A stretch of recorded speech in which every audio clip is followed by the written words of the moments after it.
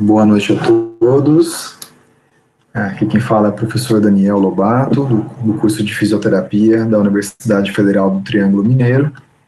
Vou deixar aqui, por enquanto, na nossa tela de espera, enquanto nós aguardamos a entrada de mais algumas pessoas que, porventura, tenham tido algum tipo de problema no acesso ao link da nossa sala virtual.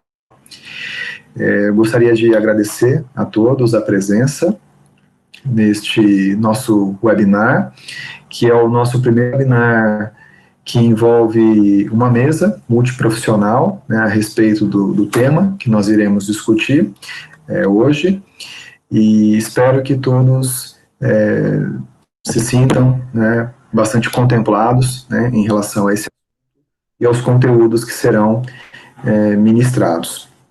Antes de dar início à apresentação dos nossos convidados, eu gostaria de falar brevemente sobre a Liga Acadêmica de Saúde Esportiva, a LASE-UFTM. Para quem não conhece, é uma liga que tem como foco de estudo e de conhecimento, divulgação de conteúdos, a área de saúde do atleta, a área de saúde esportiva. Ao contrário de muitas ligas, ela é uma liga multiprofissional, ou interdisciplinar, onde envolve todos os cursos da área da saúde da Universidade Federal do Triângulo Mineiro.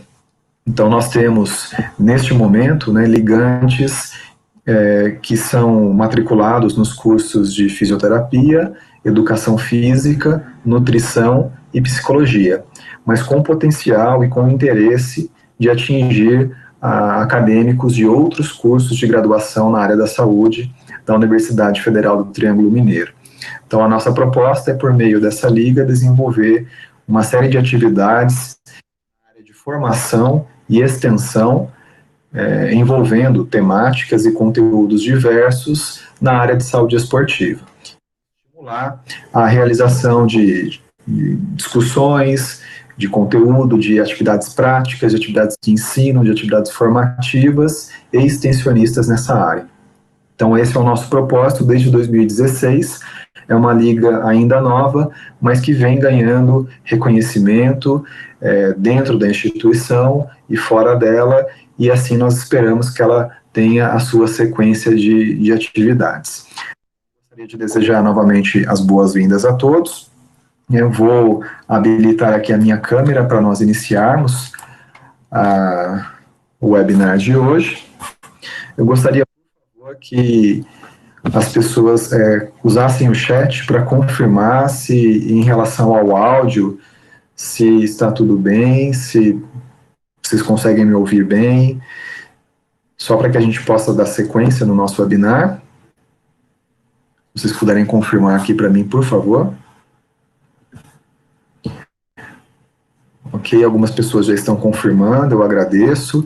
E também, antes de chamar os nossos convidados e apresentá-los a vocês, eu gostaria, por favor, que vocês utilizassem o chat para informar de que área vocês atuam, ou se são estudantes, que curso vocês estão matriculados, e a cidade também de onde vocês estão nos assistindo, para que nós tenhamos uma dimensão do alcance que essa atividade está atingindo, né? Não é o nosso primeiro webinar, então nós estamos numa sequência de webinars, e é sempre interessante saber, né, até que âmbito nós estamos conseguindo atingir. A Tabita respondeu que é estudante de fisioterapia de Igarapava, Daniel, estudante de psicologia da UFMG, Giovanni, fisioterapia, Uberaba, Minas Gerais, professora Aline, que é professora colaboradora da nossa liga, ela é docente do curso de Educação Física da UFTM, agradeço a presença dela aqui, importante parceira nossa, fundamental para que as atividades da liga possam acontecer. A Thaisa, estudante de Medicina de Ponte Nova, Minas Gerais, Caio, estudante de Odontologia da UFO, a Tabita, estudante da Uniub, a Paula, fisioterapia UFTM, Gabriel, fisioterapia UFTM, de São Carlos, São Paulo, Francielen, estudante de Educação Física, mestranda, de Santarém, do Pará, da UFOPA. Cristina, graduada em fisioterapia pela UFTM, atua na área hospitalar, fisioterapia respiratória em Campinas. Muito legal. Jaqueline, docente de psicologia e educação física da Unip João Pessoa. Matheus, discente de educação física da UFTM, estando em Presidente Oligário agora. Maria de Lourdes é fisioterapeuta do Centro de Reabilitação da UFTM. Tiago, estudante de fisioterapia da UFTM. Júlio César, docente dos cursos de medicina e fisioterapia de Franca. Tiago, UFTM, educação física, está em Guarulhos. Bruno, estudante de fisioterapia da UFTM, está em Franca. E Isadora, estudante de fisioterapia da UFTM. Muito legal ver que a Nicole também, aqui comentando que é do curso de psicologia da UND em Brasília. Então, muito bom verificarmos que estamos tendo um alcance bastante significativo, né? Acredito que essas experiências de webinars, elas possibilitam esse alcance, né? Além dos limites geográficos, e permitem levar uma série de conteúdos e informações para regiões e situações que até então nós não tínhamos essa pretensão, né? E hoje estamos conseguindo aproveitar, mesmo diante de uma situação adversa do ponto de vista da saúde pública, mas conseguimos aproveitar esse momento para oportunizar essas situações de levar os conteúdos que a Liga desenvolve, que a Liga estimula, né, para diversos profissionais, acadêmicos, professores. Então, fico muito contente, muito satisfeito com a presença de todos, agradeço, né, em nome da LASE, a presença de todos, e espero que tenhamos aqui uma discussão bastante saudável e muito produtiva para todos, e que todos saiamos, né, desse momento aqui melhores, né, e mais instruídos sobre esse assunto. Então, o tema do nosso webinar de hoje é sobre a prática do esporte na infância. E para isso nós entramos em contato com dois profissionais, um profissional da área da educação física, um profissional da área da psicologia, né, os quais eu farei a apresentação. Primeiramente, nós teremos a palestra da professora Natália, que é a profissional do curso de educação física, e depois, em seguida, nós teremos a palestra com o Dr. Vitor, que é profissional da área de psicologia. Em seguida, nós teremos, então, uma rodada de perguntas e de demandas que vocês podem ir levantando, né, usando o chat, e que serão feitas para os nossos convidados ao final da segunda palestra, onde nós teremos uma interação, né, entre eles e todos que estão assistindo nesse momento, e faremos um bate-papo, uma discussão sobre o assunto. Bom, então, só para a gente deixar combinado qual será a dinâmica do nosso webinar. Eu peço para que todos tenham o cuidado em deixar os microfones desabilitados, para que a gente consiga ter uma transmissão otimizada dos conteúdos. E, ao final, então, das duas apresentações, nós faremos as perguntas para os nossos convidados. Então, gostaria de apresentar, primeiramente, né, para a primeira palestra, né, da nossa sequência de duas palestras, a professora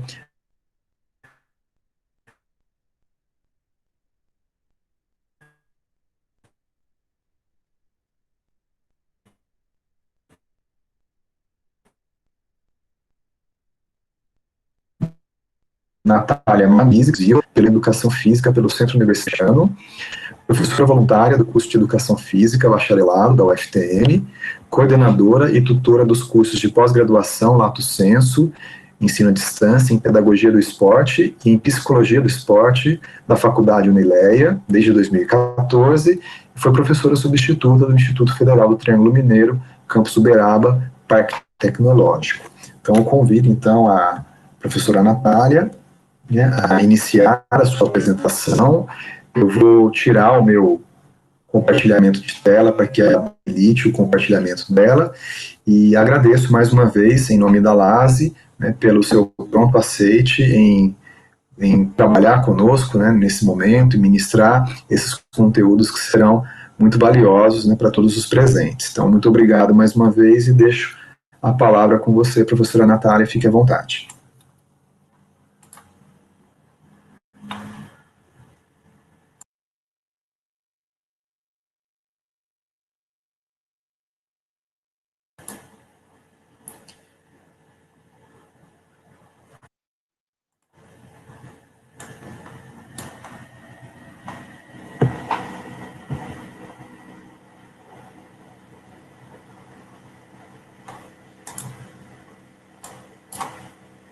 Professora Natália, o seu áudio, ele não está chegando aqui para mim. Eu gostaria que os demais convidados, por favor, confirmassem se estão ouvindo ou não, só para que a gente tente resolver essa questão.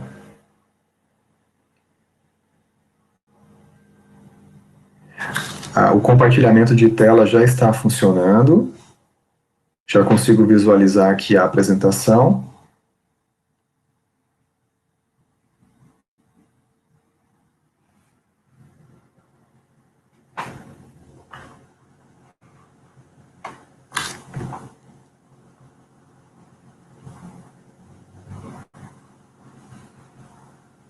Aqui vamos aguardar mais uns instantes.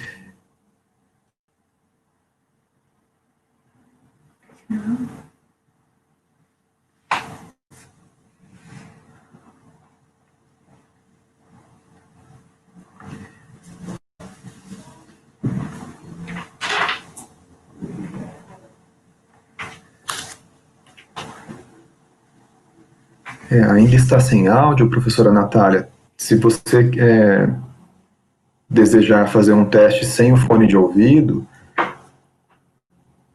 talvez possa ser algum tipo de interferência no microfone do fone de ouvido.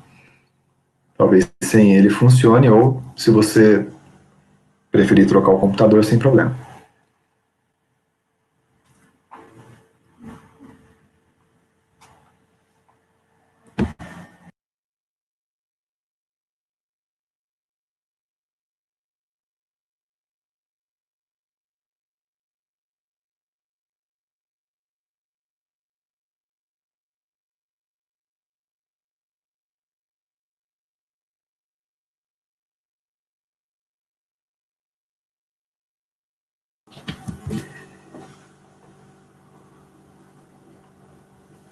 Enquanto a professora Natália, ela organiza a apresentação no outro computador, eu peço a todos que acessem o canal da LASE no YouTube. Eu vou deixar aqui o link no chat.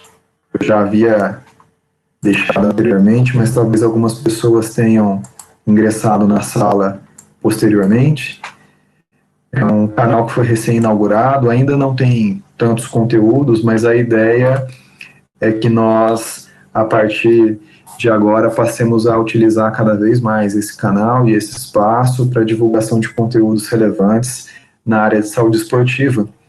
Então, pedimos a aqueles que tiverem interesse de se inscrever nesse canal, acessarem as notificações, né, para terem acesso aos conteúdos que nós vamos disponibilizar a partir de agora, né, enquanto a Liga estiver caminhando firme e forte nas suas atividades. Professora Natália, conseguiu realizar a troca do computador?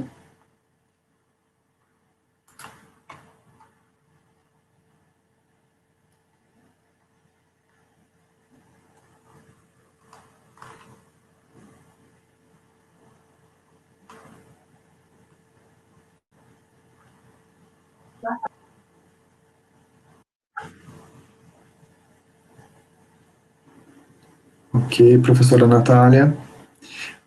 Acho que o microfone está... Oi, agora vocês conseguem Agora me ouvir? desabilitou.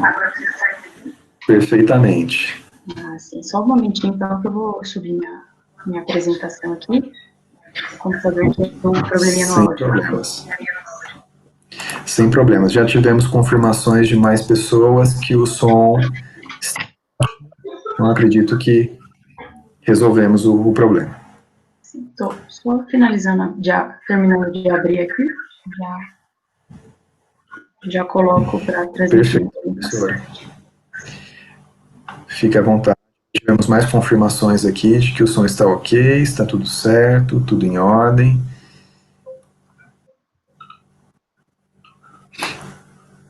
Isso daí. E consegui. E ainda deu tempo de outras pessoas entrarem aqui, professora Natália, tá vendo? Ai, que bom. Eu tinha um computador, ainda deixei o computador dela. Isso acontece. Estamos todos sujeitos a essas questões. Acontece. Sim. Aqui. Conseguem visualizar a minha apresentação? Para mim está abrindo aqui. Eu já consigo visualizar. Se mais pessoas puderem confirmar, por favor, se já conseguem visualizar também. A Verônica disse que sim. O Ângelo confirmou. O Matheus também. Olha, várias pessoas confirmaram. Giovana, Nicole, Jaqueline, Edson. Acredito que podemos iniciar então, professora. Fique à vontade, tá? Agradeço mais uma vez, em nome da LASE, o seu aceite, a sua participação e a fala é sua, tá bom? Tá, ok, então vamos lá. Boa noite novamente. Peço mais uma vez desculpa aí pelo ocorrido. Como o professor Daniel já disse, então, eu sou a professora Natália, sou profissional e mestre em Educação Física. Eu trouxe um pouquinho para a gente conversar sobre essa relação do esporte na infância, na perspectiva da Educação Física, para essa mesa multidisciplinar. O esporte na infância, que fez parte também da minha infância, então é uma temática que eu me sinto bastante confortável para falar. E começando aí esse bate-papo, né, eu preparei alguns slides para vocês, e aí, então, para início de conversa, né, eu gostaria de começar com essa frase, que é uma frase do Merleau-Ponty, que ela vem falar sobre o corpo vive, a máquina funciona, que é uma frase que eu trago muito na minha carreira, que eu utilizo ela muito na minha prática profissional. E embaixo eu trouxe duas imagens para a gente começar refletindo com elas. A primeira imagem, relacionando aí sempre ao esporte, é talvez o que a frase critique, né, que é o corpo-máquina. Então, a gente vê aqui dois problemas maiores, vamos colocar assim, que é a questão de centrar todo o conhecimento na cabeça, né, então a gente remete aí a um cartesianismo, e também aqui o aspecto aí dessa corda, vamos dizer assim, que remete à máquina. E eu acho que a gente tem que entender o esporte na infância na perspectiva inversa, que é justamente a perspectiva que eu tenho aqui nessa outra foto. Quando eu encontrei essa primeira imagem, eu busquei um corpo todo com imagens e referências ao esporte, e eu não encontrei. E eu acho que eu não encontrei não é por acaso, é porque justamente o esporte, ele está no corpo, né, ele está na manifestação, e a criança, ela é manifestação. Então, o esporte, ele é completo, o corpo, ele deve ser visto de uma perspectiva integral. Então, para começar a minha conversa, toda ela vai estar baseada nesse foco de corpo inteiro e do desenvolvimento integral. Quando partimos mais para uma perspectiva direcionada ao movimento em si, o Galahu, ele traz algumas valências físicas que a gente deve trabalhar aí quando trata do esporte na infância.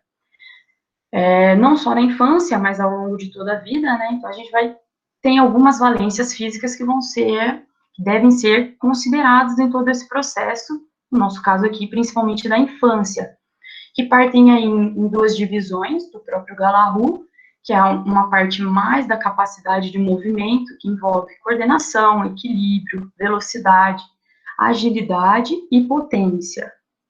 E uma parte mais relacionada à saúde, que envolve a resistência aeróbia, a força muscular, a resistência muscular, a flexibilidade e também a composição corporal.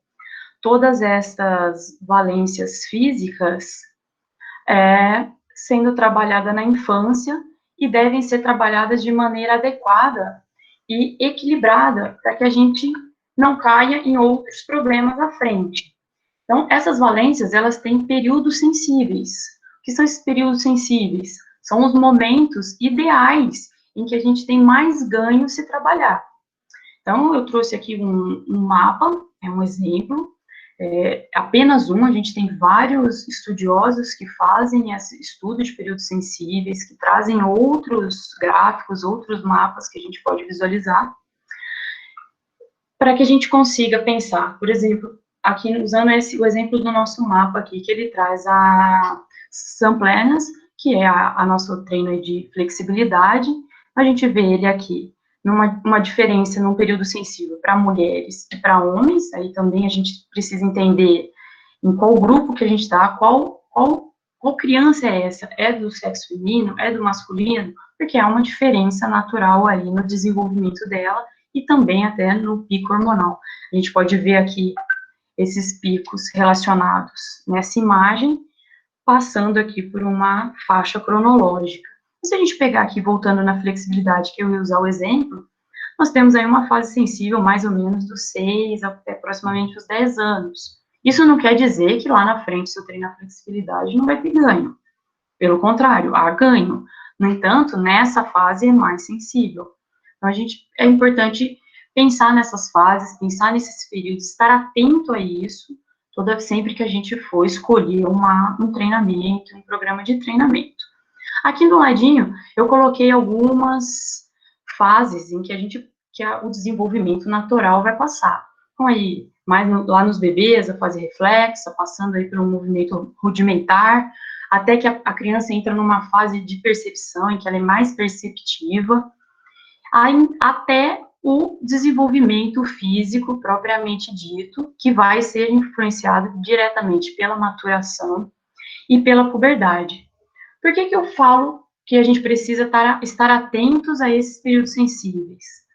Para que a gente não caia nesse segundo problema, que é aí a especialização precoce. A especialização precoce, hoje no Brasil, ela é muito vista no futebol, e até por isso eu trouxe essas 3 imagens aqui. São 3 jogadores de futebol de clubes conhecidos no Brasil, que tiveram um pico de desenvolvimento muito precoce, ou seja, essa primeira imagem, esse primeiro ícone meu aqui, ou seja, eles tiveram o seu pico de rendimento muito cedo, e acabaram caindo aqui no que eu chamei aí, bem entre aspas, num desaparecimento aqui, talvez por uma falta de uma palavra melhor, e também outro caso da especialização precoce, que a gente entra na questão das lesões.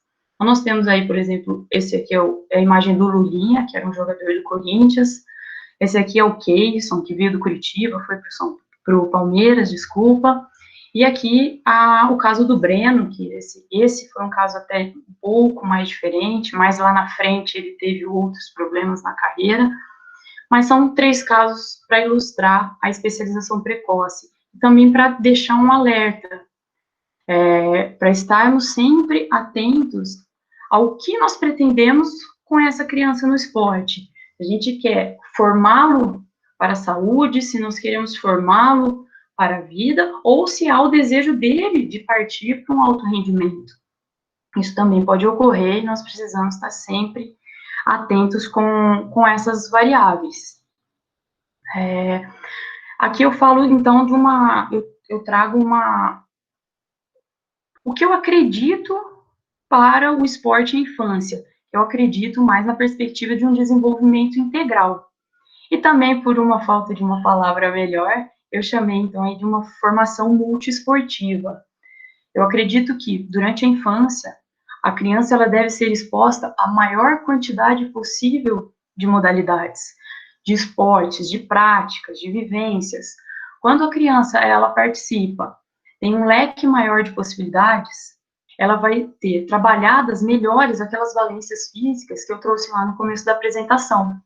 Então, ela vai ter um maior repertório na coordenação, um maior repertório de agilidade, de velocidade, enfim, todas aquelas valências físicas. Então, até certa idade, eu não falo aqui que, por exemplo, a criança não possa fazer aquela que ela mais gosta, não é isso. Ela pode ser incluída naquela modalidade que ela gosta, mas não deixar de fazer outras modalidades, justamente pensando sempre nesse desenvolvimento integral dela. Embaixo eu coloquei ali para vocês o projeto Desporto de Base. Na verdade, eu trouxe essa informação mais ou menos para provar que funciona trabalhar com esporte dessa forma. Você pensa, a criança vai trabalhar vai ser desenvolvida integralmente a partir de muitos esportes, ela nunca vai chegar ao alto nível de alguma modalidade. E isso é, de certa forma, um mito. Aqui embaixo eu tenho a imagem do César Cielo, que é um exemplo de uma pessoa que foi treinada num projeto multidesportivo, que é esse projeto de desporto de base, que é da Prefeitura de Piracicaba, está há mais de 30 anos em formação contínua de atletas, de crianças, no desenvolvimento social, esportivo, enfim, nesse desenvolvimento que eu chamo de desenvolvimento integral. Então, está aí um exemplo de que isso dá certo.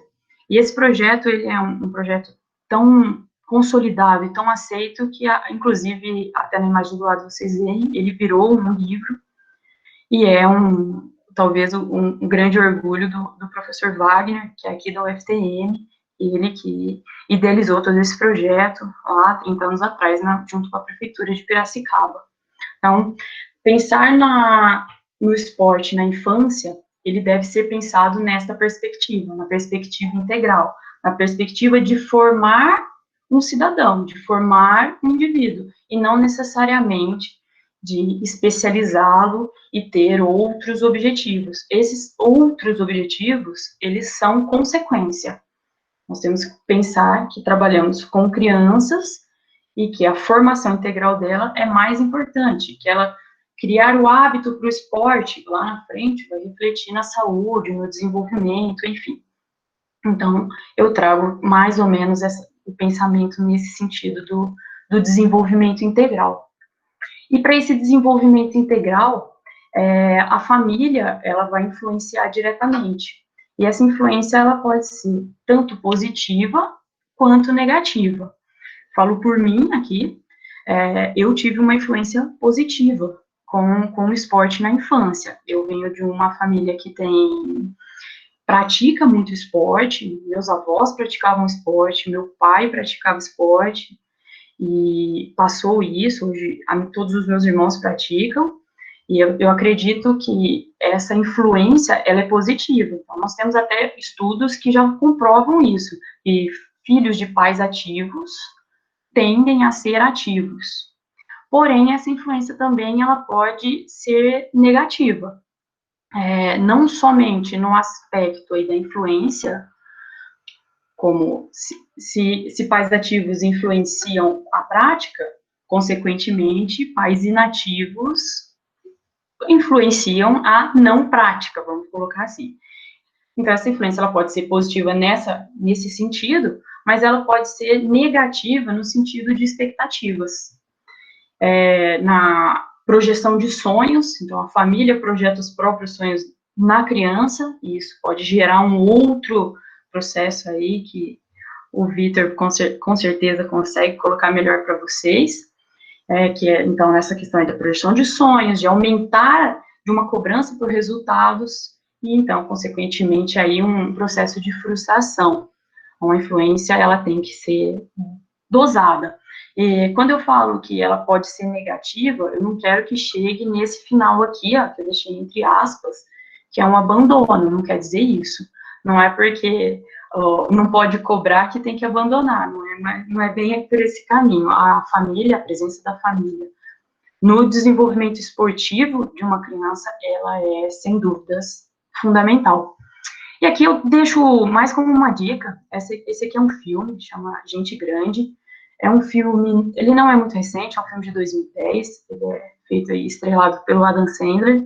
É um filme legal, porque são amigos de infância que se conheceram pela prática do esporte e se reencontram em outro momento da vida, junto já com suas famílias, e veem que os seus filhos não têm o hábito do esporte, não têm o hábito do brincar, do sair, esse hábito da prática corporal, o hábito mais da motricidade.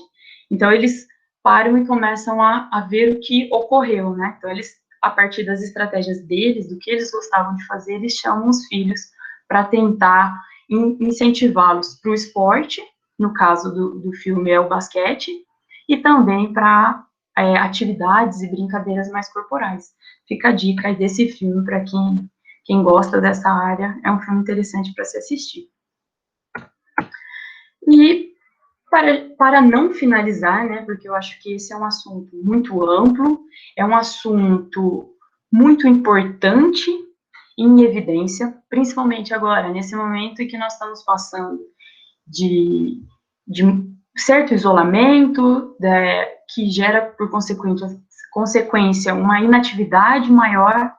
Então, o estímulo à prática do exercício para a criança, do esporte para a criança, ela tem que ser pensada de uma maneira integral. E aqui eu trago uma passagem do Jorge Bento, a gente pode chamar ele aí de pedagogo do esporte, uma pessoa que estuda bastante essa área e tem N livros e pesquisas que comprovam a sua teoria, e ele traz para a gente que não se ensinam e aprendem apenas para terem valimento no esporte, mas sim e essencialmente para vigorarem na vida, para lhe traçarem rumos, alargarem os horizontes e acrescentarem metas e meios de as alcançar.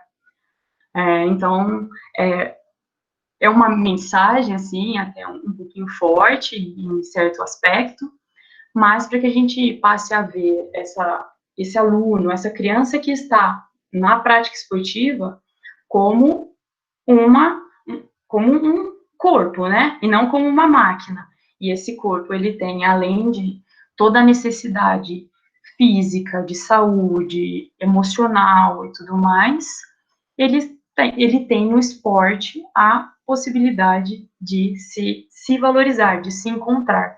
Vamos pensar aí que o rendimento, o resultado, ele é uma consequência de todo esse processo. Pensar, então, aí o esporte para a criança, e não... deixa eu tentar explicar melhor. Pensar o esporte na infância como um benefício, e não como uma possibilidade de resultado. Então, benefício para a criança, e não um resultado futuro. Resultado futuro que eu falo aí já olhando mais para uma perspectiva ali do alto rendimento. Bom, essa é inicialmente um bate-papo que a gente longo, é um bate-papo interessante, então eu deixo aqui o meu e-mail à disposição, agradeço ao convite e estou por aqui à disposição para continuarmos esse bate-papo.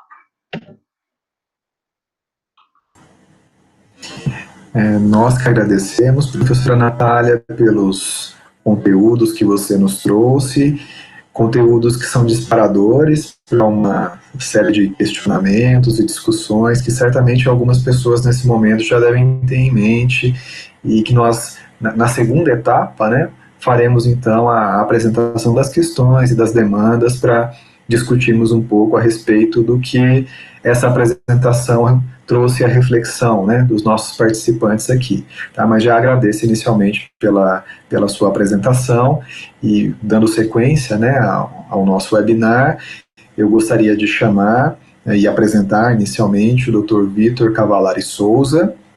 Ele é doutor em psicobiologia pela USP de Ribeirão Preto, ele é psicólogo especialista em psicologia do esporte pelo Conselho Federal de Psicologia, atuou por 7 anos em projetos esportivos financiados por agências de fomento, como Football for Hope, FIFA e por leis de incentivo, através de leis de incentivo, foi alumni do Sport for Community Program do US Department of State e é sócio fundador e diretor de operações da Sensorial Sports, neurociências aplicada ao esporte. Então, agradeço ao Dr. Vitor pelo aceite, pela presença em participar aqui conosco, em nome da LASE, e estamos, né, também, assim como a professora Natália, muito honrados com a sua presença.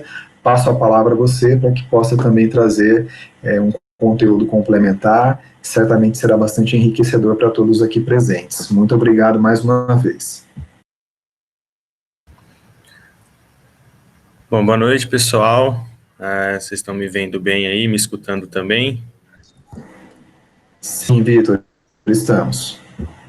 Tá, legal. Improvisei aqui uma luz. Se tiver muita sombra aí, vocês me avisam, que eu tenho que adaptar um pouco aqui. Mas, enfim, obrigado pelo convite, professor Daniel. É um prazer estar aqui, poder compartilhar com vocês algumas ideias aí sobre esse esporte na infância, né, e cumprimentando também a professora Natália pela apresentação, foi muito legal, tentar também conversar um pouco com essa apresentação, que tem muitas coisas em concordância, né, então eu vou apresentar aqui e depois a gente bate papo, que eu acho que isso que é o mais legal, mais interessante, né, a gente poder bater um papo e depois a gente ir tirando dúvidas e trazendo alguma perspectiva aí de construção conjunta. Bom, vou compartilhar a minha tela aqui para vocês. Só um momento. Vocês estão vendo aí? Vitor, aqui para mim está carregando a apresentação. Já consigo visualizar a apresentação. Gostaria que mais algumas pessoas confirmassem via chat, por favor. Jaqueline disse que sim, Cristina também, Natália, Gabriel. Então, acredito que podemos iniciar. Vitor, fique à vontade. Tá certo, obrigado, gente. Aí eu vou, então, me apresentando. Eu hoje sou psicólogo do esporte, né? Essa é a minha especialidade. E nos últimos 3, 4 anos eu tenho me dedicado ao estudo das neurociências aplicadas ao esporte. Fui por 6 meses aluno da educação física da UFTM, né, tive uma passagem por aí, minha noiva é professora do departamento de psicologia aí da UFTM, então eu tenho uma relação muito legal aí com a universidade, com a cidade, mas por vários motivos não pude continuar aí dentro da minha formação em educação física, que é uma área que eu estou dedicado desde sempre. Como a professora Natália comentou, minha vida inteira é transversalizada pelo esporte, né? O esporte esteve presente na minha vida desde quando eu me lembro, né? Então, por isso que dentro da minha área de formação eu fui buscar esse esporte para trabalhar, né? Trabalhar esses aspectos psicológicos, entender o comportamento humano no esporte, entender essa complexidade que é esse fenômeno, né? Então o esporte é de fato um fenômeno muito complexo, multifacetado, e quando a gente fala em desenvolvimento através do esporte, a gente está falando em muita coisa, né? Em muita coisa mesmo. Então quando a professora Natália traz essa questão de desenvolvimento integral, de fato o esporte talvez seja uma das práticas humanas aí que a gente tem mais a necessidade de integrar o corpo, né? O corpo, o movimento, as capacidades emocionais, físicas, cognitivas. Então, eu vou trazer para vocês um olhar um pouco voltado para a neurociência e esse desenvolvimento cognitivo através do esporte, tentando também juntar com essa visão integral que a professora Natália trouxe. Então, não é reduzir, e sim tentar entender e fazer um recorte para esses processos, para que a gente possa, a partir desse conhecimento, pensar no que é esse desenvolvimento e na importância que o esporte e a atividade física tem para uma criança, para um adolescente. Então, eu vou trazer um pouco desse cenário para vocês. Tá, então, falando um pouco do lugar de onde eu falo, né, hoje a Sensorial Sports é uma iniciativa que tem como grande objetivo trazer as neurociências no olhar do esporte, e a gente tem uma preocupação e uma provocação interessante, né, que é que o esporte começa pelo cérebro, né, esse órgão tão complexo e que a gente, de fato, intermedia a nossa relação com o mundo. Então, a gente utiliza esse conhecimento e tecnologias para desenvolvimento e expansão da performance, e a performance não necessariamente a performance de alto rendimento, mas o comportamento humano, a performance humana nas nossas tarefas diárias, com os nossos objetivos pessoais. Isso, a gente utiliza o esporte como um grande veículo para esse desenvolvimento, né? Então, pensando numa prática esportiva, num público de crianças aí, quais capacidades estão envolvidas, cognitivas? Quais capacidades cognitivas estão presentes quando a gente observa ali um jogo de qualquer modalidade, uma brincadeira, um pega-pega, um movimento, né? Dentro de um contexto escolar, enfim, qualquer observação que a gente fizer, né? Eu listei algumas capacidades aqui e acho que vocês já devem ter pensado em algumas aí dentro disso, né? Atenção, tempo de reação, tomada de decisão, controle de impulsividade, visão periférica, memória de trabalho, concentração, timing, antecipação, são algumas das coisas que a gente percebe e que de fato estão relacionadas aí a esse cérebro no esporte. Então, isso são algumas das capacidades que são exigidas do nosso cérebro. E uma coisa que é muito interessante é que, ao mesmo tempo que esse jogo, que essa prática esportiva demanda das nossas capacidades cognitivas e exigem dessas capacidades cognitivas, o nosso cérebro também precisa do corpo, precisa do movimento para ele se desenvolver. E é uma coisa que eu vou trazer para vocês daqui a pouco, né? Então, pensando em alguns processos, né, pensando um pouco mais nos conceitos que são importantes para a gente pensar no esporte na infância, eu trouxe alguns para vocês. O primeiro seria o de plasticidade cerebral. O que é isso, né? Imagine que vocês têm aí uma garrafa PET na mão, destampada, e aí vocês aplicam uma força e um movimento nessa garrafa. Então, vocês modificam essa garrafa. Se vocês soltarem, ela não volta ao seu estado natural. Ela fica ali de alguma forma modificada, dependendo da sua força e intensidade do movimento. Isso o nosso cérebro, ele tem essa capacidade de ser plástico, ou seja, ele se molda, né? Ele realmente muda a sua estrutura física a partir de um processo de aprendizagem. Isso é uma propriedade muito interessante. Então, o nosso cérebro, né, se a gente for fazer um paralelo com os nossos músculos, então a gente faz um exercício físico, nosso músculo, por uma série de processos que vocês conhecem bem, ele se desenvolve, ele aumenta de tamanho. A gente também está falando do cérebro se moldando ao longo da nossa vida e se adaptando ao longo da nossa vida através dos processos de aprendizagem que a gente tem em vários contextos, né? E uma coisa que é muito interessante, né, há um tempo atrás a gente ouvia falar de que a gente nascia com número de neurônios e ia gastando isso ao longo da nossa vida toda. E a gente está vendo nas pesquisas mais recentes que isso já caiu por terra, né? Na verdade, a gente cria novos neurônios por toda a nossa vida. E aí nós vamos entender por que a atividade física é importante para isso. Aqui eu trouxe aqui uns exemplos, se vocês estiverem vendo o meu mouse, aqui são vias neurais, né? É um caminho neural de uma ação motora, por exemplo. Isso aqui é um calibre, percebem essa propriedade? Se vocês compararem com essa fotinha aqui da direita, vocês vão ver que a imagem da direita aqui tem um calibre maior. Essa via aqui é uma via mais fortalecida, uma via que o disparo dessa informação aqui, ela acontece muito mais rapidamente do que essa, por exemplo.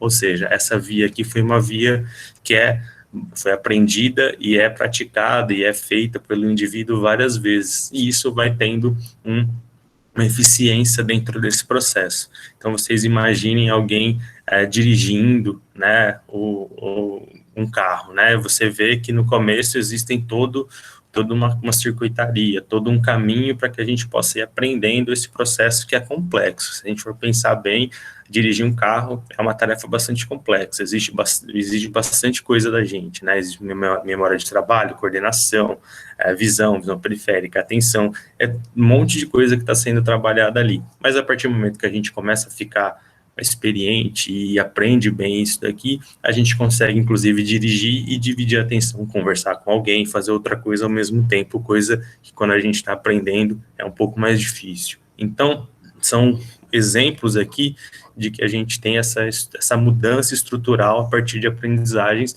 porque as vias ficam mais fortalecidas, elas disparam informação com mais velocidade. E aqui nessa foto aqui do lado, tem até o número de receptores dentro desse processo de comunicação entre os neurônios. Então, a gente vê que, de fato, o cérebro muda a sua estrutura ao longo do tempo. E outro conceito que eu gostaria de trazer para vocês também, que é muito legal, é o dos neurônios espelho, né? A gente tem uma classe de neurônios que eles ficam localizados numa área pré-motora, né, dentro do córtex pré-motor, que ele é muito interessante. Muitas pessoas lembram dos neurônios espelho pelo bocejo, né? Esse é talvez a referência mais clássica que a gente tem dos neurônios espelho, mas ele é muito importante no processo de aprendizagem, e depois eu vou citar algumas coisas relacionadas ao neurônio espelho aqui na apresentação ainda. Por quê? Porque existe uma representação motora daquilo que a gente observa. E isso é muito interessante para o processo de aprendizagem. Então, quando um aluno observa, né, uma ação motora, a gente observa uma ação motora de alguém, a gente tem uma representação daquilo dentro do nosso cérebro. Isso é muito interessante. É um processo bastante complexo, então estou reduzindo ele bastante aqui, mas essa representação é muito importante para que a gente possa antecipar ações, para que a gente possa solidificar algumas ações que a gente vai aprendendo a partir das nossas vivências motoras. Então, o neurônio espelho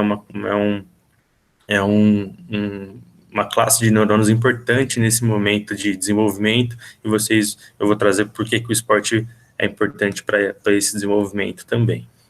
E existe como eu falei no começo, o cérebro é exigido quando a gente está praticando esporte, e praticar esporte é fundamental para o desenvolvimento do nosso cérebro. Então, vou contar uma história para vocês aqui, que é descrita nesse livro aqui, Spark.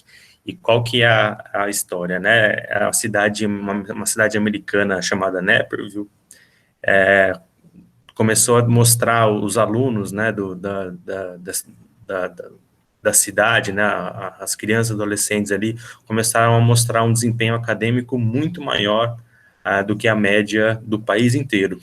E os técnicos lá do correspondente ao Ministério da Educação dos Estados Unidos foram atrás dessa cidade, nas escolas lá, na rede pública ali, ver o que estava acontecendo, né, que sistema que eles estavam adotando de ensino. E quando eles chegaram lá, eles perceberam que não tinha nada de novidade, nada relacionado ao sistema educacional, pedagogia de sala de aula, nada diferente do que pudesse explicar esse desempenho acadêmico tão superior, em média, aí, com relação ao resto do país. E aí o diretor da escola falou, eu acho que você tem que ir lá no departamento de educação física, porque a gente tem uma abordagem diferente. E quando eles foram lá entender o que eles faziam na educação física, né, além do que a professora Natália chamou de multiesportes, aí, né, de um desenvolvimento de várias competências físicas, diversificadas, enfim, eles tinham um sistema de avaliação que era muito interessante. Os alunos recebiam nota de acordo com o tempo que eles conseguiam ficar na zona-alvo de batimento cardíaco em uma dada atividade. Então, estabelecia o que era a zona-alvo para cada um, e quanto tempo, se o aluno conseguisse ficar 5, 6 minutos, ele já tirava nota 5 naquela atividade. E o aluno podia voltar na educação física e fazer isso quantas vezes ele quisesse para chegar e tirar 10, né? E o que o professor responsável falou intuitivamente para esse pessoal aí do governo americano, né? Falou, aqui a gente cria os neurônios para os professores lá na sala de aula preencherem. E foi muito interessante essa fala, porque intuitivamente, né, ele não tinha um conhecimento muito aprofundado disso, das neurociências, nem nada, mas ele tinha razão em certo ponto, né, porque as atividades físicas moderadas, elas promovem uma facilitação das neurotrofinas, né, que são os hormônios que regulam a produção de neurônio. Então, isso é muito interessante, a gente perceber que a atividade física, ela é muito importante para o nosso desenvolvimento cognitivo. A atividade física, nesse caso aqui, é aeróbica, mas a gente está falando também de múltiplas competências, de múltiplos desenvolvimentos, de coordenação motora, habilidades motoras finas, grossas, enfim, vocês sabem bem do que eu estou falando quando eu estou falando desse desenvolvimento através do movimento e da atividade física. E outros estudos mostraram também que crianças com melhor condicionamento físico tiveram respostas a testes cognitivos que indicaram um melhor desenvolvimento da área pré-frontal, que é a última do nosso cérebro que fica madura.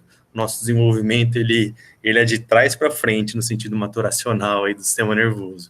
Então, a nossa área pré-frontal, que ela cuida e é responsável bastante pelo nosso controle inibitório, dentro do que pensar numa criança de 8, 9 anos, essa área está se desenvolvendo bastante ainda.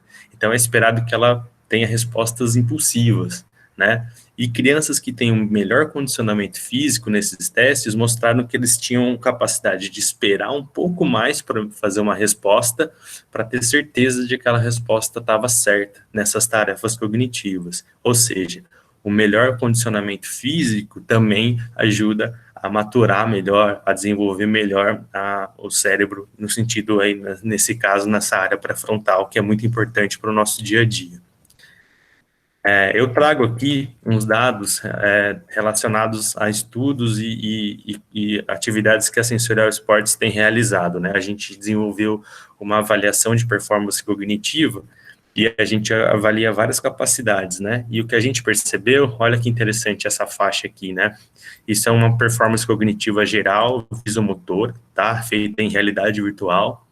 E aqui é uma distribuição dos scores dos indivíduos nessa faixa etária de 11, 12 anos aqui até maior de 60 anos. A gente percebe praticamente esse U invertido aí dentro do desenvolvimento. A gente não tem esses dados com crianças mais novas aqui, porque o protocolo em realidade virtual não é indicado para menores de 10 anos. Mas é muito interessante perceber que dos 11 até os 18 anos existe um desenvolvimento muito alto dentro dessas capacidades cognitivas, né?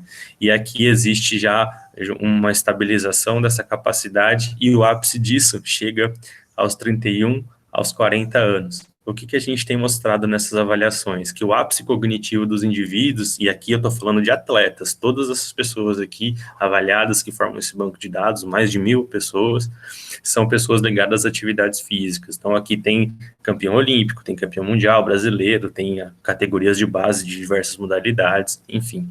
Então aqui tem uma população esportiva que trabalha e que vive esporte diariamente. Então, isso é muito interessante de ver esse salto de desenvolvimento aqui e a gente ser um facilitador desse desenvolvimento através do esporte.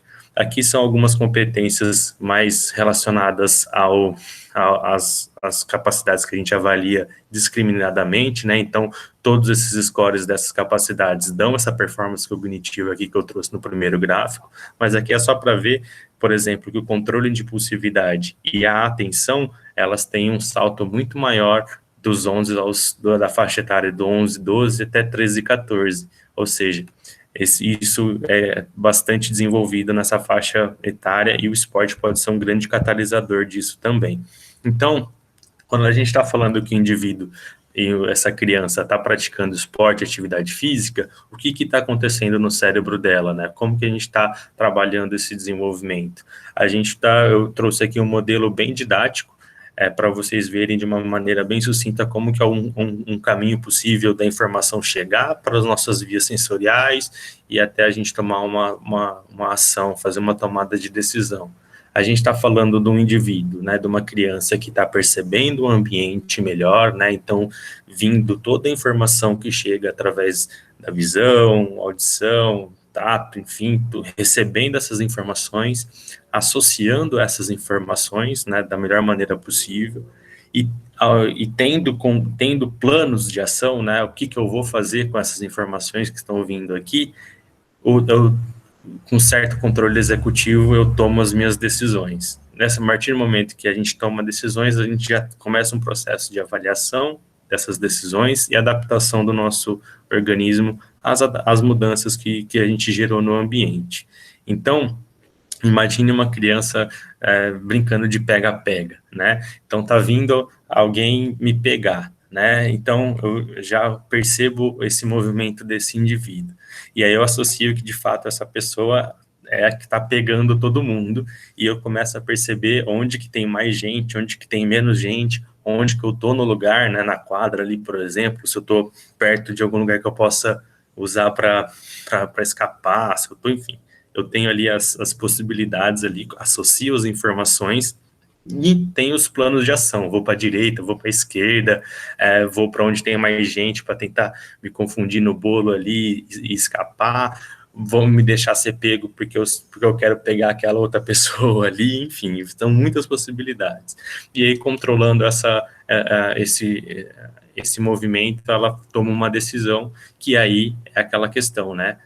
Será que eu tomei a melhor decisão? Eu vim para cá, aqui vai ser ruim, mudei a minha ação. Então, isso é um loop. Então, não acontece isso a cada informação. Não, isso é todo momento, isso é uma maneira didática da gente perceber como que isso tudo acontece.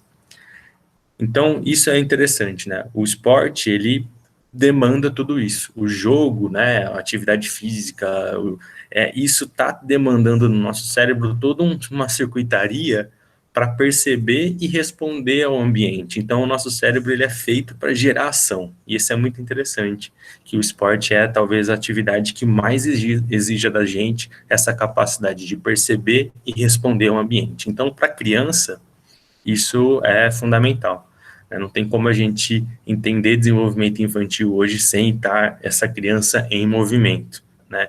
E isso é muito, muito importante.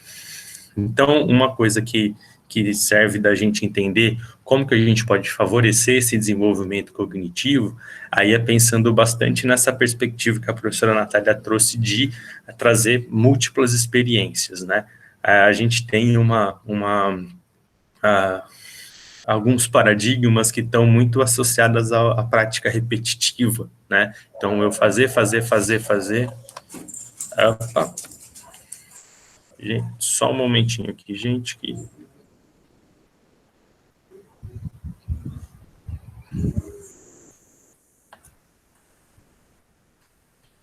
Estão me ouvindo ainda? Acho que sim, né? Então... Sim, estamos ouvindo. Deu uma travada aqui, foi mal. Então, como que a gente pode favorecer esse desenvolvimento, né? Então, a gente tem... Ixi, meus cachorros estão atrapalhando aqui, rapidinho.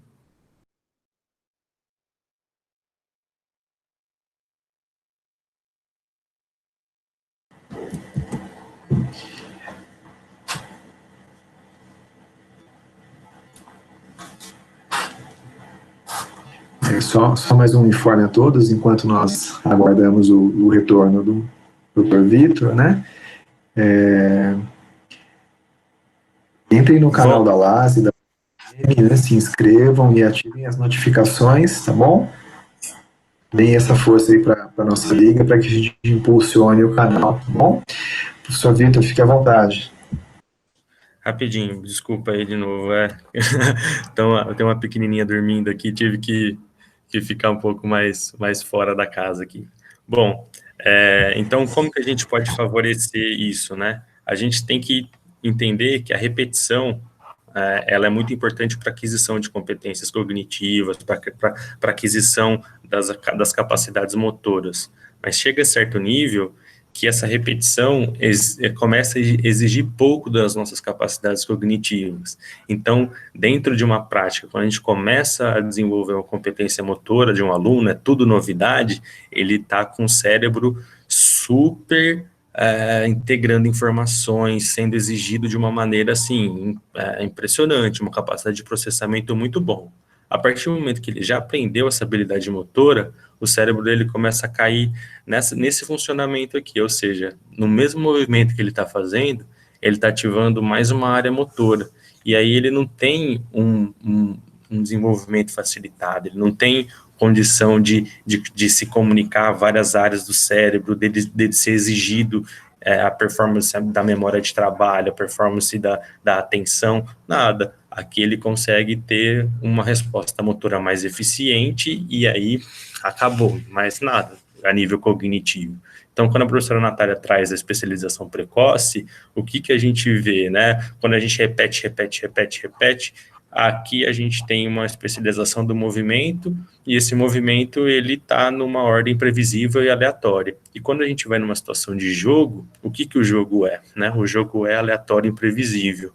Então, o que a gente está treinando ali, expondo aquele aluno, aquela criança, nesse modelo repetitivo, não é o que vai ser exigido no modelo de jogo, que é o modelo que a gente acredita ser o que mais desenvolve as competências cognitivas. Então, é muito melhor a gente ter uma variedade de esportes para que sempre tenha algo novidade, para que o aluno sempre tenha um novo movimento para aprender, um novo desafio a cumprir dentro daquela modalidade, né? Então, deixar o cérebro funcionando de uma maneira integrada e uma maneira bastante, vamos dizer, exigido de fato, né? Várias áreas se comunicando, do que só uma área motora sendo trazida aqui para dentro desse desenvolvimento, para dentro dessa prática. Então, essa é uma maneira da gente desenvolver cada vez mais a cognição, trazendo sempre aleatoriedade, imprevisibilidade no movimento. Então, é por isso que o jogo é importantíssimo, né? A gente tem no jogo aí o cérebro sendo exigido em sua maior performance. isso não é performance de virar atleta, de formar atleta, mas performance mesmo, a nossa performance, nosso comportamento, as nossas ações.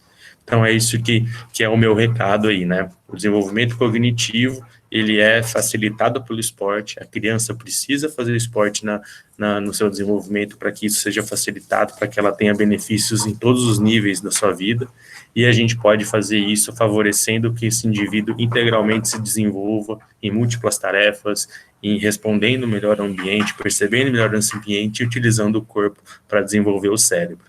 Isso é o jeito que a gente trata o esporte na infância, é o jeito que a gente acredita ser um benefício para todo mundo em seu desenvolvimento. Então, aqui estão os nossos contatos, meu e-mail, meu telefone, eu estou deixando a Sensorial aí à disposição para a gente continuar essa construção e levar esse olhar para dentro do esporte de uma maneira transversal.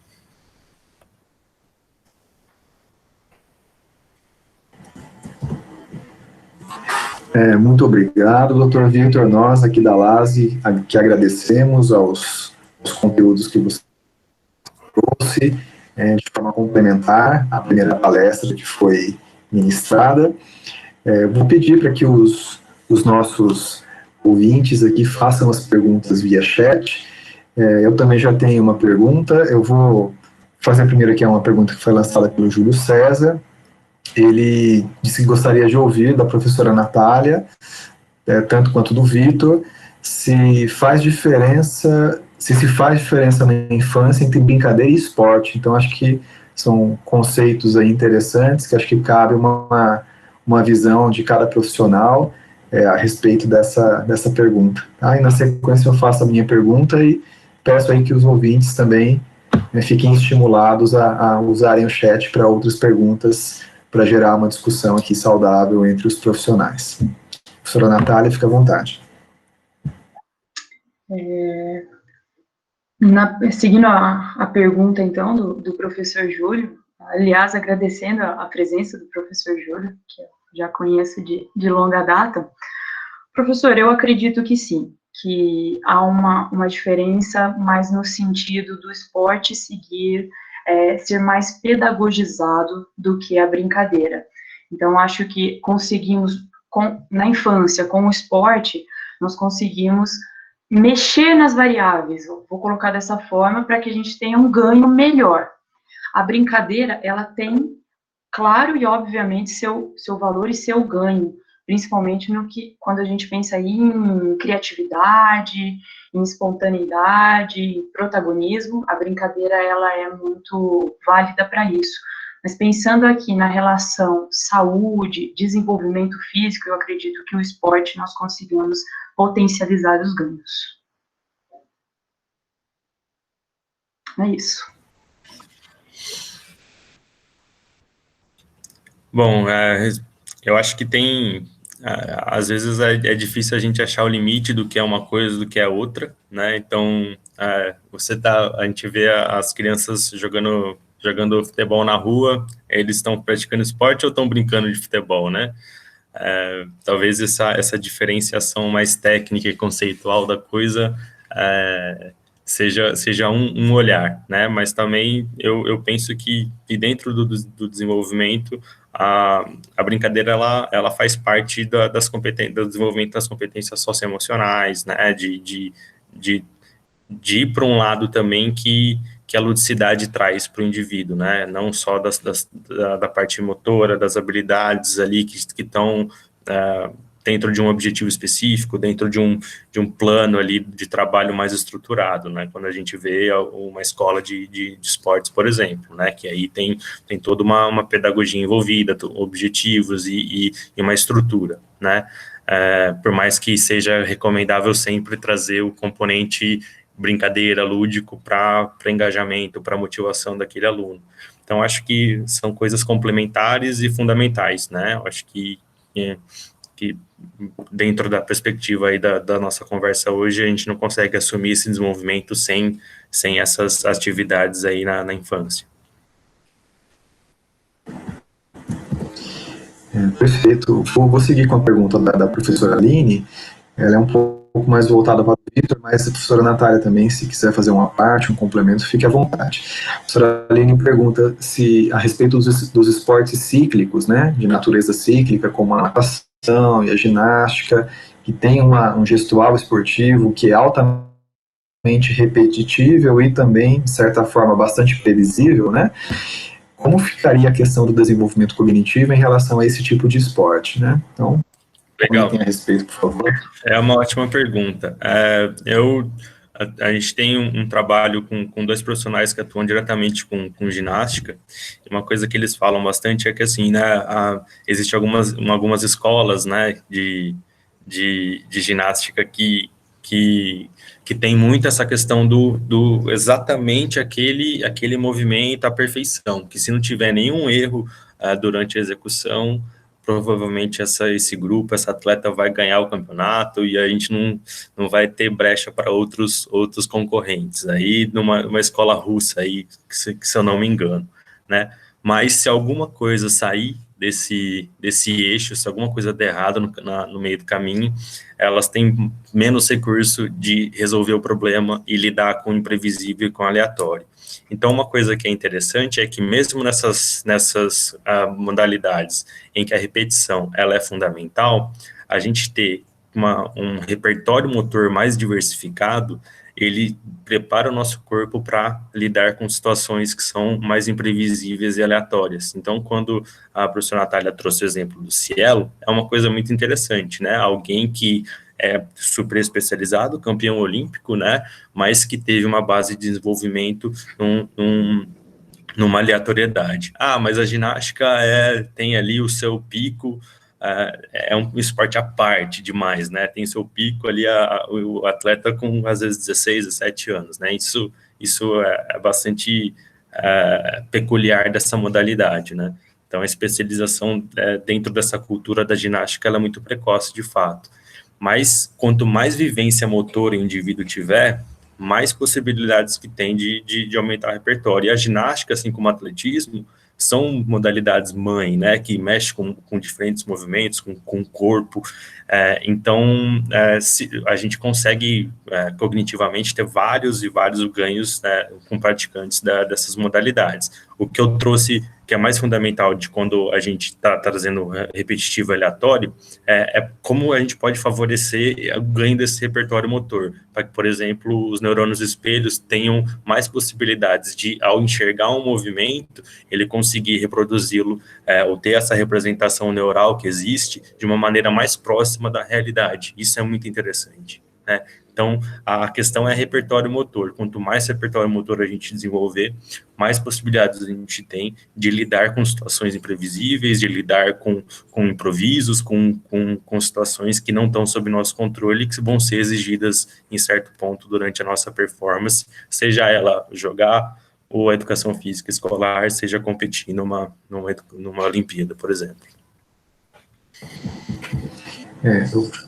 Eu vou pedir aqui a licença à professora Aline, antes de entrar na próxima pergunta, mas ainda relacionado a esse assunto e direcionando para a professora Natália também, para que ela comente a respeito, essa relação da formação multiesportiva com a formação que é especialista, baseada na especialidade, na prática de uma única modalidade, eu imagino que seja algo bastante dicotômico, controverso, que existam correntes que defendam um tipo de formação e correntes que defendam outro tipo de formação, pensando no alto rendimento, principalmente, né, esquecendo um pouco a questão da formação integral da criança, mas pensando nessa criança como um potencial atleta de alto rendimento. Então, imagino que esse assunto ele ainda seja bastante controverso e que você tenha profissionais que defendam mais uma abordagem ou mais uma outra abordagem. Então, a minha pergunta, até complementando a pergunta que a professora Aline fez, se essa relação ela é consensual ou não, né? E quais são as tendências mais atuais, onde você visualiza que as pesquisas e que as evidências científicas vêm apontando, para qual direção, pensando no alto rendimento, né, inclusive, como é que você analisa né, os últimos anos e as evidências científicas que vêm construindo, né, tentando construir, pelo menos, algum tipo de consenso em relação a isso. Sim, realmente não é uma questão consensual. Porém, o que a gente tem visto atualmente é um caminho mais para uma especialização aí do que eu chamei de multiesportiva, para uma formação multiesportiva.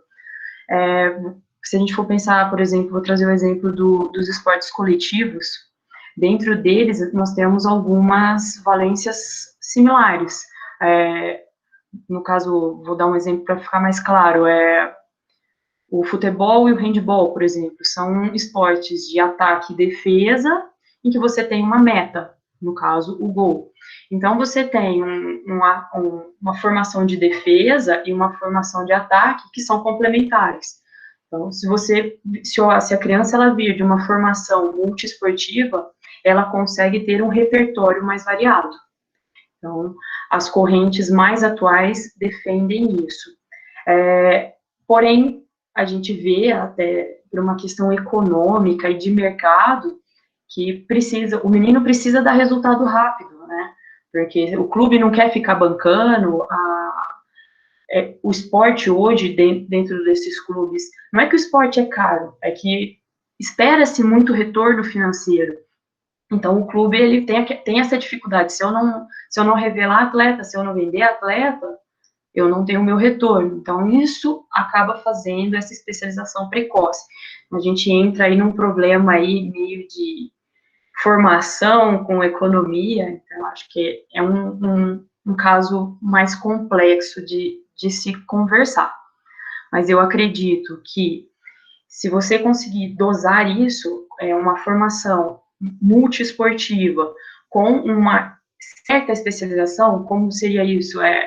Menos horas de treinamento em esportes diversos e mais tempo de treinamento dedicado à modalidade que a criança queira, e se a criança queira, claro, chegar ao alto rendimento, talvez seja uma estratégia interessante para a gente dosar essas duas coisas. Acho que mais ou menos nesse sentido. Perfeito, professora Natália. Passando a pergunta da professora Aline, ela pergunta ainda a você, Natália, sobre a sua vivência enquanto atleta, né? Quais foram os principais benefícios e malefícios experimentados? E eu já vou tomar a liberdade de estender também essa pergunta ao Vitor, para que ele comente na sequência, né, sobre a vivência dele enquanto esportista, enquanto atleta, também nesse mesmo sentido, tá bom? A minha vivência, nem todos me conhecem, né? Eu fui atleta de natação iniciei muito cedo, por volta dos 6 anos de idade. Aos 9 anos eu já era, na época não era federado, tal, como é hoje, mas eu já participava de competições a nível estadual. Então, a natação, ela fez parte da minha formação, porém eu nunca fui exclusiva da natação. Eu me arrisquei durante um certo período ali no futsal, depois me arrisquei um pouco com o vôlei, mas também por uma característica minha de gostar do esporte. Então, respondendo diretamente à pergunta da Aline, benefícios enquanto atleta, certamente na minha formação pessoal. Eu acredito que o esporte me trouxe um posicionamento, eu falo, um ciclo de amigos, uma relação pessoal foi muito importante, foi um benefício que hoje eu tenho amigos até hoje, da época em que eu nadava.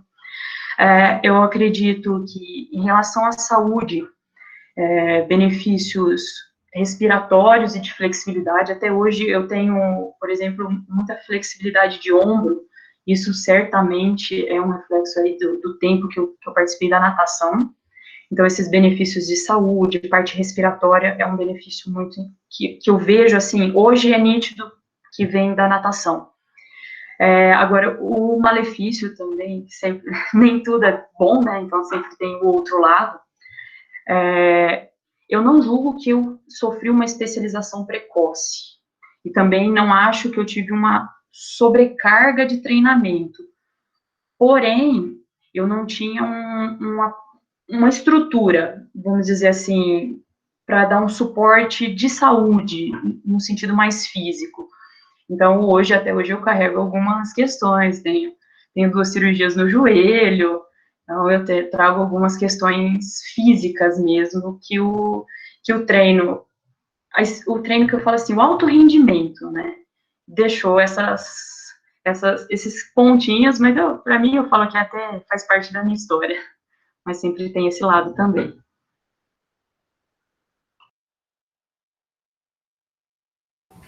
Bom, no meu caso, eu comecei também muito cedo no futebol, né, em Ribeirão Preto, e minha família mudou muito de cidade, meu pai foi transferido algumas vezes, né, então a gente teve 4 mudanças até os meus 14 anos, e, por isso eu tive muitas experiências em diversos contextos, né, clubes diferentes, cidades diferentes, com culturas diferentes dentro da formação. Então, isso para mim foi uma experiência que agregou bastante em termos de habilidades de vida mesmo, né? Formação individual, pessoal, como a professora Natália comentou sobre a experiência dela. Eu mudava muito de escola, né? E sempre para mim, eu ficava ansioso para a primeira aula de educação física, né? Porque aí eu poderia jogar e o grupo me abraçar de alguma forma. Então, o futebol para mim foi o meu grande amigo aí que me deu a oportunidade de criar os laços e de alguma forma integrar a essas mudanças, né? Eu chegava sempre como um aluno novo e aí eu falava, nossa, até que hora que eu vou jogar bola para pelo menos o grupinho do futebol me ver ali e me integrar, né? E aí eu chegava na educação física, o professor fazia queimada, eu queria morrer, né? Então, foi uma vivência muito, muito interessante para mim. Eu parei de jogar bola quando eu entrei no terceiro colegial. Foi uma decisão muito difícil, não tinha muito apoio da família para continuar dentro da modalidade. Mas tinha um potencial identificado por várias pessoas ali, mas também carregando muita dor, né? Eu tive algumas lesões e depois que eu diminui o tive eu fui sofrendo as consequências dessas lesões todas, né? Então, eu acumulo bastante lesão muscular, tive rompimento de músculo, enfim, foi o malefício da coisa, lidar com a dor muitas vezes, mas o esporte para mim foi algo formador mesmo, né? Dentro das minhas vivências, eu nadei também por 9 anos, mas nunca quis competir em natação. Eu gostava de competir futebol, mas natação eu gostava de nadar porque eu gostava de nadar, né? Era muito legal para mim, divertido, enfim. E aí depois também eu acabei continuando dentro da universidade esse vínculo com o esporte, e aí eu tive também certo destaque em alguns momentos dentro da carreira de esporte universitário, né, dentro do futebol, enfim. Então é uma coisa que me acompanha até hoje, e claro, essa vivência que eu tive, que foi muito legal para mim, me envolve e me motiva a estar no esporte ainda até hoje, né. Então, eu devo muito ao esporte e de alguma maneira estamos aqui retribuindo a ele, a tudo que me deu ao longo da vida, né, muitas conquistas individuais, não conquistas, né, não pensando em títulos e em ganhar campeonatos, mas me superar, me testar limites e me provar em alguns momentos. Então é algo que é minha paixão e eu devo muito a ele.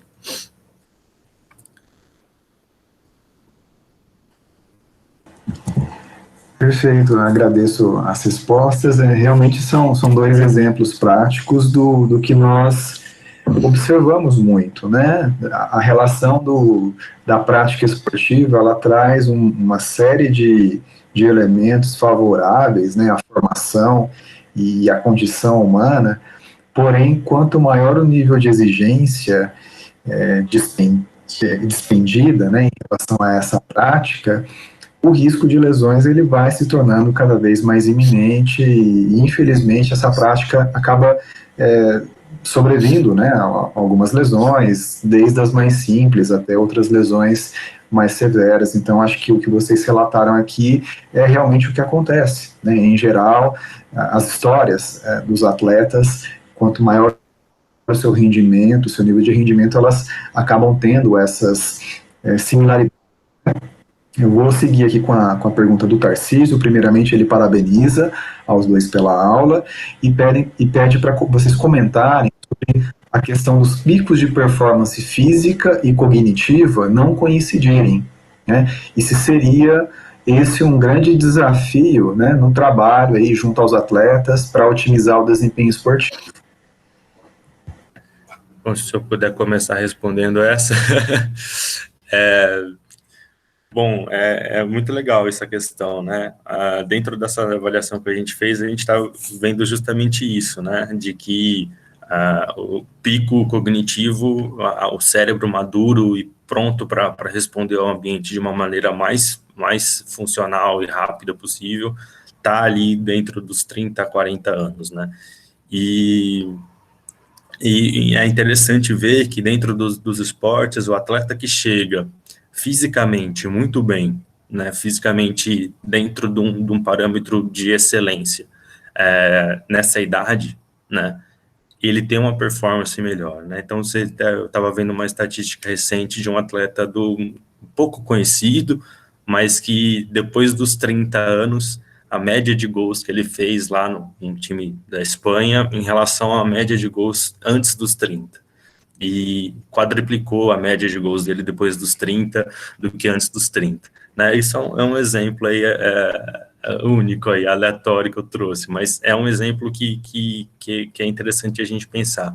Quanto mais a gente conseguir fazer esses dois movimentos, né, da gente fazer com que esse atleta chegue aos 30 anos, em plenas condições, 30 e poucos anos, em plenas condições físicas, a gente tem um aparato cognitivo dentro dessa construção, desse desenvolvimento, que vai dar suporte para ele ter um desempenho ótimo ali, né? Mas, ao mesmo tempo, a gente pode também trazer esse desenvolvimento cognitivo para dentro desse ápice físico. Então, a gente, de fato, intervir, porque o cérebro é treinável, essas capacidades de atenção, concentração, controle, tomar de decisão, visão periférica, memória de trabalho, tudo isso é processo cognitivo que pode ser otimizado, pode ser melhorado e treinado. Então, essa perspectiva é muito interessante, né, da gente começar a trazer esses elementos para dentro do treinamento, da periodização de treinamento, a gente consegue trazer esse cérebro cada vez mais maduro, cada vez mais rápido em seu processamento, em suas capacidades, para se juntar a esse ápice físico, né. O que a gente percebe são as exceções, né, os superatletas, que são em vários, que de fato mostram uma capacidade cognitiva muito grande vivendo esse ápice físico, mas no geral a gente percebe que não necessariamente é assim, né? Então, isso são coisas que a gente pode, através do treinamento específico, desse conhecimento aplicado, de fato casar esses dois momentos e atingir uma performance muito legal. E tudo começa pelo desenvolvimento lá atrás, né? Lá atrás. Então, isso é algo que para a gente pensar de uma maneira transversal, né? Eu concordo com o Vitor. É possível tentar casar esses dois momentos. Quando a gente pensa aí no pico físico, relacionando ele aí a talvez a especialização precoce, a gente traz isso para muito jovem. Então, se der o pico físico de um atleta por volta dos 16 anos, a gente fica muito distante, então, dessa maturação cognitiva. Porém, quem disse que a gente precisa dar esse pico físico aos 16 anos? O mercado, a economia?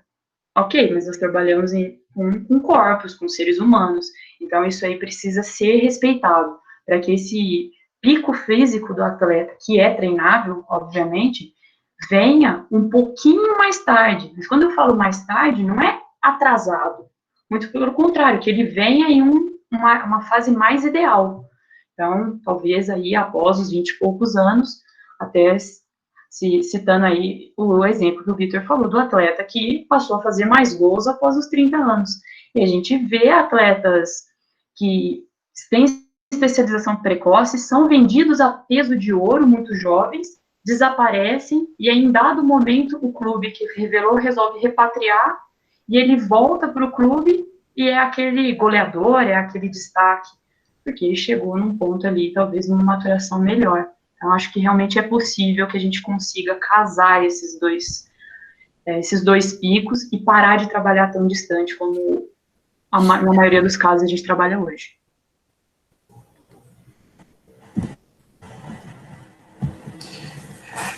Perfeito. Eu vou pedir licença para a Cristina, ela já fez uma pergunta já aqui no chat, mas só para a gente não aproveitar o assunto ainda, eu gostaria de saber a opinião de vocês, né?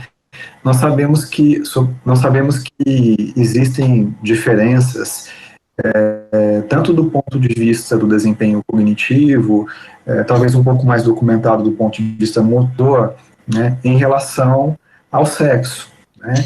O trabalhar com meninos e trabalhar com meninas é algo que talvez possa ter algumas especificidades, né, dentro da área de trabalho de cada profissional. Então, primeiramente, eu queria saber até que ponto, né, vocês enxergam que isso é um fator limitante, né, no trabalho com grupo de meninos e meninas, mas também fazendo um contraponto, né, quando seria interessante fazer um trabalho conjunto, né, e quando seria interessante fazer algum tipo de trabalho individual, né, separando, né, os grupos por sexo. Qual a visão que vocês têm a respeito, tanto do ponto de vista motor, quanto do ponto de vista cognitivo?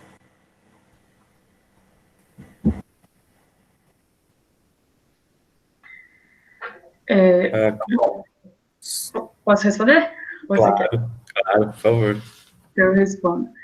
Bom, eu acho assim, o trabalho, da minha atuação, né, divisão de sexo, feminino e masculino, eu acho que depende do contexto. Por exemplo, se eu estou trabalhando esse esporte numa perspectiva educacional escolar, eu não costumo fazer essa divisão, porque eu acho que isso reforça até certos estigmas e padrões sociais que a gente vem lutando para que sejam quebrados. Então, acho que nessa perspectiva escolar, a gente deve tentar trabalhar junto. Porém, quando a gente chega no esporte, já a nível de treinamento, mesmo que a gente esteja na infância, né, a gente vê as competições desde muito cedo, eu já acho que há momentos em que seja importante separar muito pela carga e volume.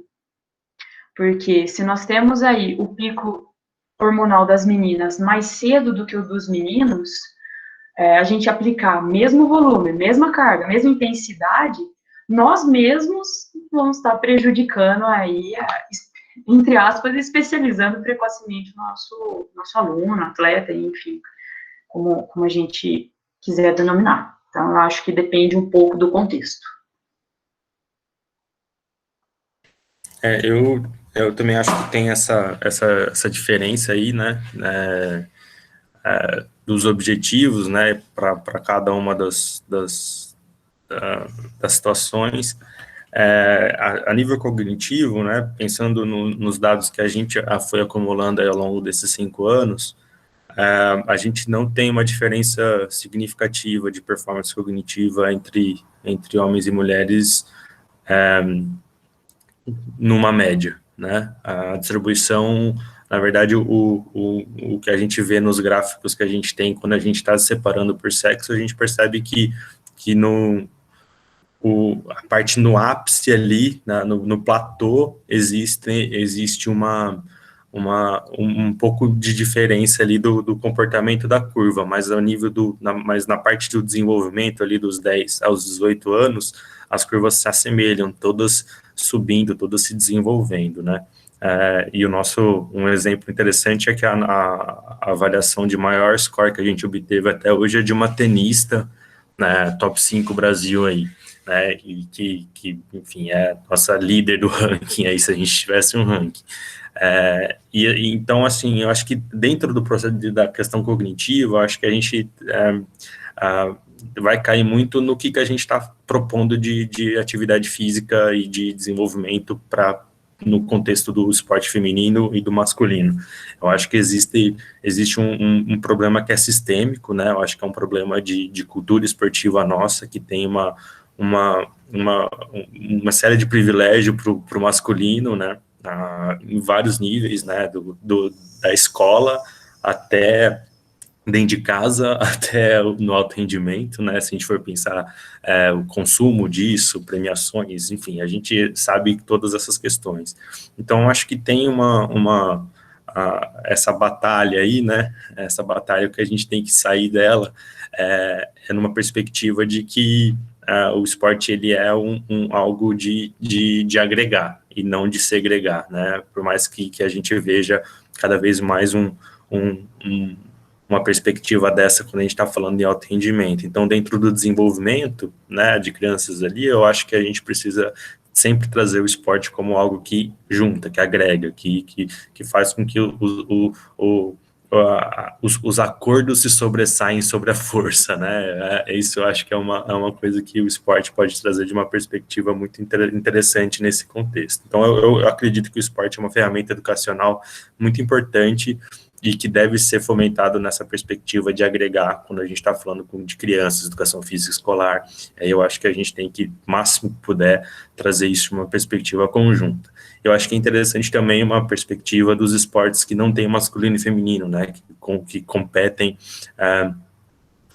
do mesmo jeito, né. Eu tenho um trabalho muito interessante que eu faço com o pessoal do hipismo, e é muito legal perceber, né, como que isso, como que a cultura desse esporte não tem essa dicotomia tão acentuada como em outros esportes, né, do meninos versus meninas, ou que é mais, quem consegue mais, quem consegue menos, e ali tem uma perspectiva muito integrada. Então, é um exemplo que eu gosto bastante de citar, né, que ali a gente não está competindo competindo, né, segregando, as pessoas estão competindo entre elas, e isso é muito interessante, né. Então, eu concordo com a Natália, acho que tem diferenças de contexto, né? Perfeito, agradeço as respostas que foram dadas e acho que elas ampliam bastante, né, a visão de todos a respeito desse assunto. Ele não é nada simples, ele é bastante complexo, mas ao mesmo tempo ele é altamente desafiador, né, na prática de cada profissional que está envolvido, né, com esse contexto e com essas situações. Eu passo aqui a pergunta da Cristina. Ela faz a pergunta para a Natália: como é lidar com a carreira acadêmica depois de uma carreira amadora de atleta? Obrigada pela pergunta, Cris. A Cris também jogou comigo, esteve no esporte comigo na infância e acompanha o meu trabalho, então eu fico muito feliz com esse tipo de pergunta. Até porque a natação e a história como atleta com certeza influencia em tudo na minha carreira, na minha atuação profissional. E relacionando, então, ali com a carreira acadêmica, que é hoje onde eu estou, gostaria de estar e estou, né, eu vou te dar um exemplo até mais palpável. Quando eu estava com a iniciação em treinamento esportivo, e até tenho algumas alunas desse time aqui assistindo essa apresentação, e faço um parênteses, fico muito feliz de ver alunos do ensino médio aqui assistindo essa discussão, alunos que vão escolher uma profissão, então eu fico muito feliz de vê-los aqui e participando desse assunto. Quando eu estava com essas equipes, algumas alunas chegaram para mim e com o desejo de montar um time, porém não tinham como é que eu posso dizer, o conhecimento amplo do esporte, o treinamento do esporte. Então, nós começamos um treinamento com elas do zero, da manipulação, do correr, do zero. Realmente foi um trabalho bem do zero, em que eu me via lá enquanto atleta, que muitas vezes eu tinha vontade de estar lá, de participar, mas não tinha, talvez, o desenvolvimento físico que o esporte, a performance física que aquele esporte me pedia. Então, nós trabalhamos devagar durante todo um período, fomos para um campeonato precocemente, obviamente, porque a data do campeonato era aquela e a participação era aquela oportunidade, fomos precocemente, mas de todos os meus times foi o que mais cresceu dentro do campeonato e o que eu vi que realmente estava focado para aquilo. Então, eu falo que você trabalhar com aquilo que você já gostou, já se espelhou, é muito mais fácil. Então, com certeza, a minha carreira como atleta influencia em tudo na minha carreira acadêmica. Perfeito. Vou passar aqui a pergunta do Bruno, antes fazendo um registro do comentário da Verônica, parabenizando aos dois convidados pela aula, onde ela conseguiu fazer vários paralelos com o mundo corporativo. Então, acho que é importante registrar esse relato também para os nossos convidados. A pergunta do Bruno, né, ele parabeniza primeiramente também pela palestra, e ele pergunta, visto que existe uma grande variedade de esportes, né, individual, coletivo, em duplas, né, na prática clínica de vocês, na abordagem prática de vocês, se essa característica pode ser trabalhada ou adquirida durante o esporte na infância, ou se isso já nasce diretamente com a individualidade de cada atleta, de cada criança. Então, acho que isso retoma, né, alguns assuntos da palestra de vocês. Acho que vocês podem comentar a respeito e avançar um pouquinho mais sobre isso. Legal.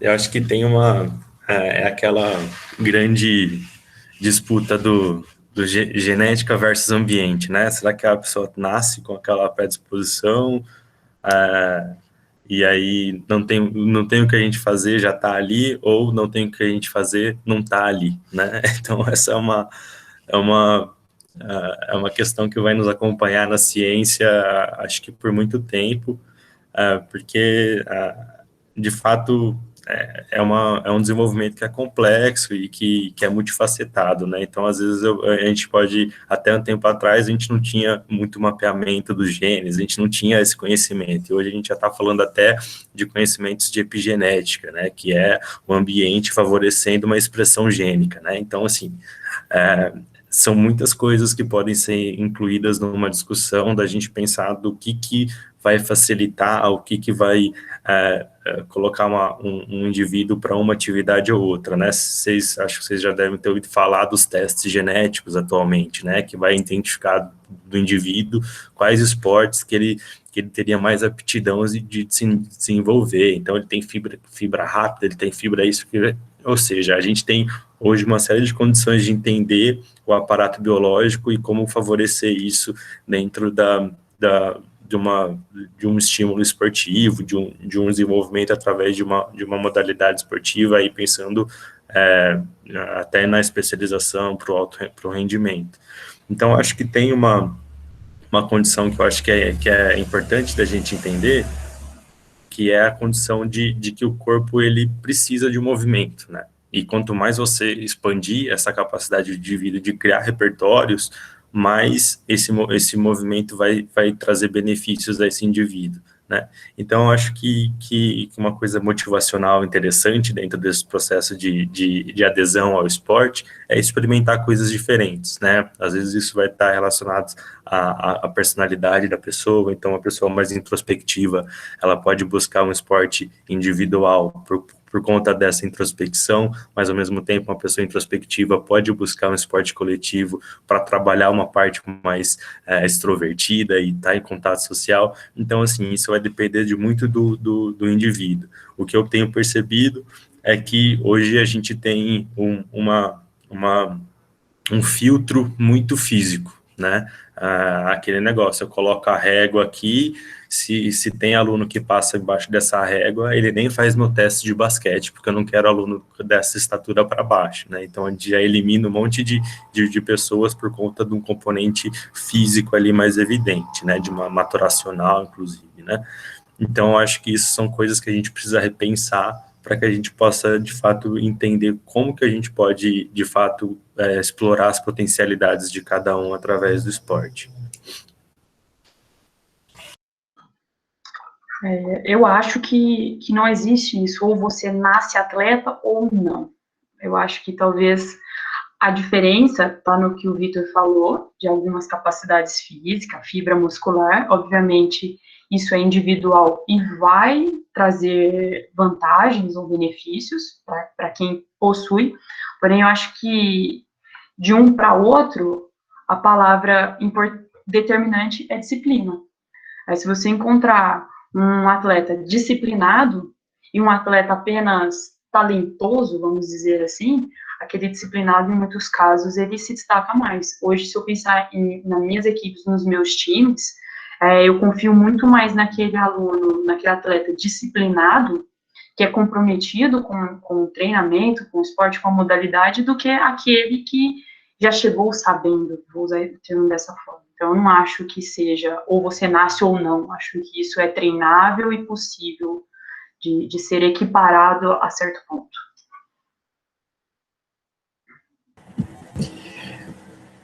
Perfeito.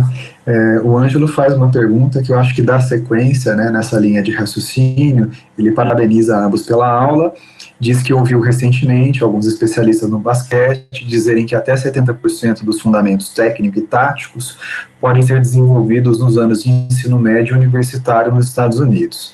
Ele cita que no livro Confidencial, o auxiliar do técnico Pep Guardiola cita que até chegarem ao profissional do Barcelona, os jovens da base terão cerca de 10 mil horas de aprendizado técnico e tático no clube catalão. Aí vem a pergunta, esse trabalho precoce de tamanha carga pode explicar o domínio dos Estados Unidos no basquete e da competitividade com o estilo único do Barcelona? E se sim, né, seria um modelo a ser seguido e adaptado para outras modalidades? Posso começar essa, Natália? Tem um negócio que aí é uma experiência que eu sempre tento compartilhar, porque vocês não vão ver muito no livro, vocês não vão ver muito no artigo, e nem nesses livros de biografias, esses relatos, né?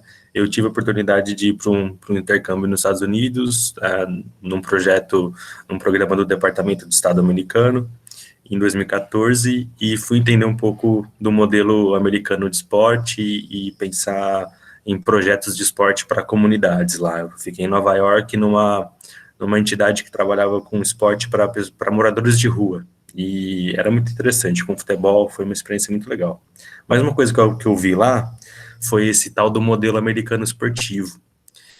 Para chegar a um atleta formado, beleza, ali e tal, pronto, na NBA, a quantidade de pessoas que ficam pelo caminho é um negócio que é absurdo e que não sustenta um sistema esportivo pensando no esporte para a vida toda, né?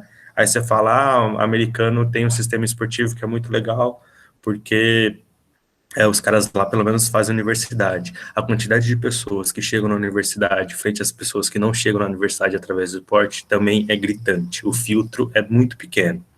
Então, esse nível de especialização é um grande problema lá, né? Porque os que ficam pelo caminho e não chegam nesse estágio, o que acontece com essas pessoas, né? Essa é a grande questão. O que acontece com esses indivíduos?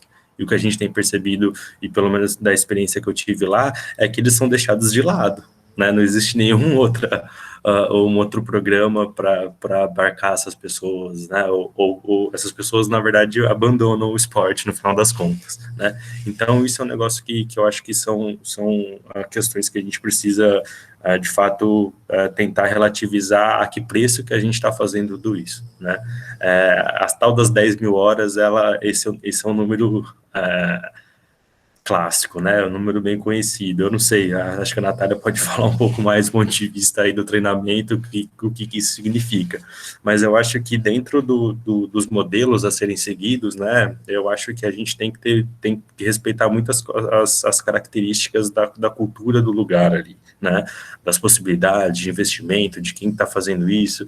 Eu acho que é difícil a gente conseguir replicar alguns modelos que a gente vê aí fora e acha que são modelos muito bons, né? Se o modelo americano fosse um modelo muito bom, não seria isso não aconteceria só nos Estados Unidos, aconteceria em vários outros países, né? Porque muitas das políticas nossas não são criações nossas, né? São espelhos de algumas políticas que deram certo em outros lugares. E a gente não vê muito o modelo americano espalhado pelo mundo, né? Então, eu acho que tem uma situação de a gente pensar qual que é a realidade, qual que é o poder do nosso investimento, o que a gente quer do esporte, né? Se a gente está hoje num sistema educacional que está cada vez mais abandonando a educação física escolar, né, de não ser obrigatório, de tirar isso da escola, né? Ensino médio, por exemplo, eu não tinha educação física, né? Podia dar um atestado lá e beleza, né, acabou, não precisava fazer educação física. Então, pô, o que a gente está querendo desse esporte, né? Que concepção que a gente tem desse corpo, né?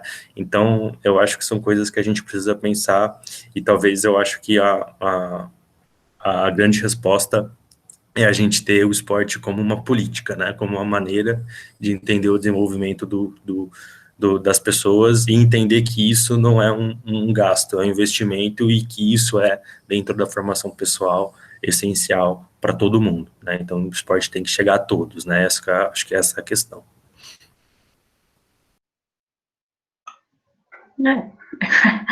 Falou tudo. A que custo nós estamos fazendo isso, né?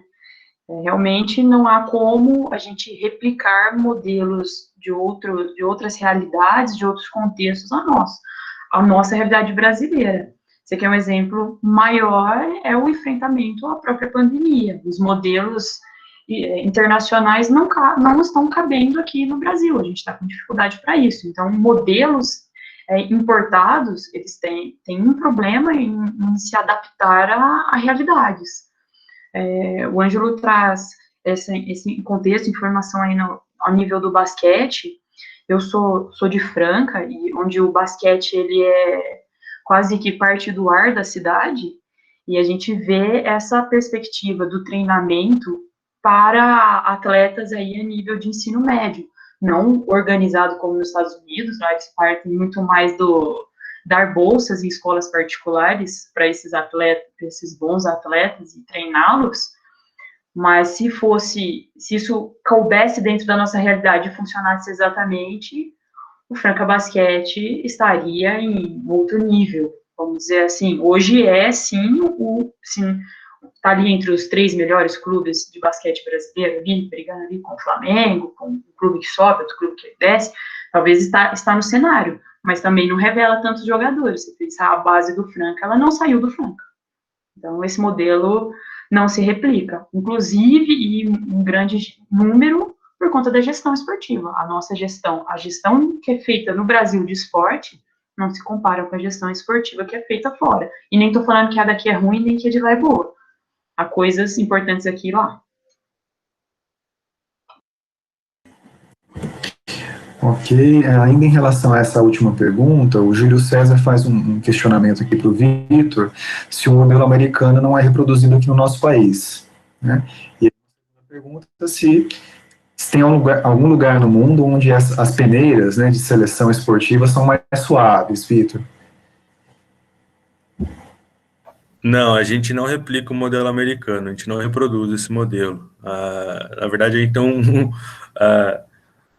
a gente não tem um sistema esportivo bem claro no Brasil, né?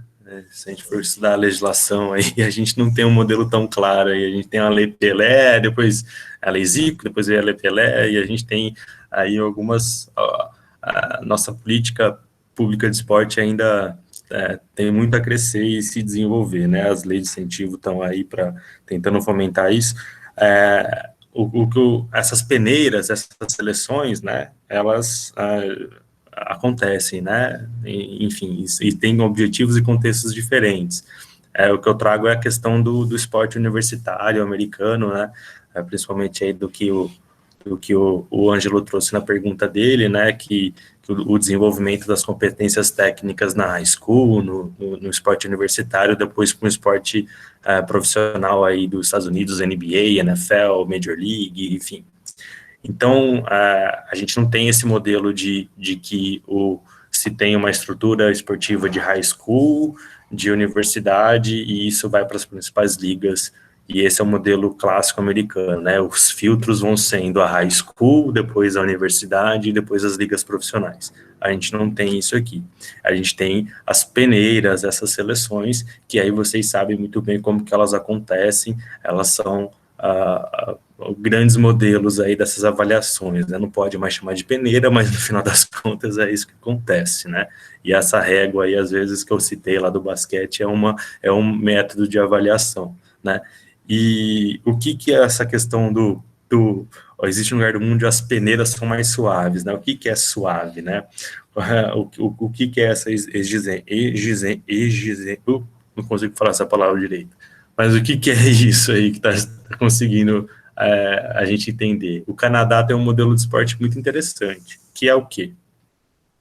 As pessoas praticarem esporte para a vida inteira. Então, existe uma faixa de idade em que as crianças vão ter o máximo de experiências possíveis, a gente ter diversificação de modalidades esportivas, questões lúdicas, enfim, programas que as crianças podem fazer várias atividades. Depois, existe uma faixa que é um momento de especialização dessa criança dentro de programas específicos para aqueles que querem se especializar em alguma modalidade. Existe um filtro do esporte competitivo dentro desse desenvolvimento, e aí as pessoas que não querem, eu não quero me especializar, existe opções para que essas pessoas continuem praticando atividade física dentro da escola, dentro dos bairros, dentro das cidades, ali, dos espaços públicos, né? Então, existe uma questão de entender que o esporte é para a vida toda, e para aquelas pessoas que têm um interesse, como a Natália falou, aquelas pessoas que querem essa especialização, terem caminhos para seguir nisso. E aí ter a formação desses atletas que vão ser competitivos e que vão dentro da modalidade se desenvolver e buscar resultados, né? Então, eu acho que tem alguns modelos no mundo que são muito interessantes. O modelo canadense é um modelo de esporte que é muito interessante e fomenta isso desde a infância. E para a vida toda, se tem esporte para a terceira idade, esporte para os adultos. Então, se a gente perceber hoje, né, no Brasil, né, aquelas academias nas praças, né, aqueles equipamentos instalados lá, o que é aquilo, né, que loucura que é essa, né, que solução que é essa para a gente praticar esporte e ter acesso a uma prática esportiva. Então, eu acho que tem alguns caminhos, e esse processo de seleção aí de alto rendimento, eu acho que é uma coisa que a gente precisa, de fato, tentar questionar sempre e buscar uma alternativa para que isso não seja, de fato, algo que se tenha apenas dois caminhos, né? Ou você se especializa ou não vai dar certo, né? Ou você gasta tudo agora, chega em 10 mil horas de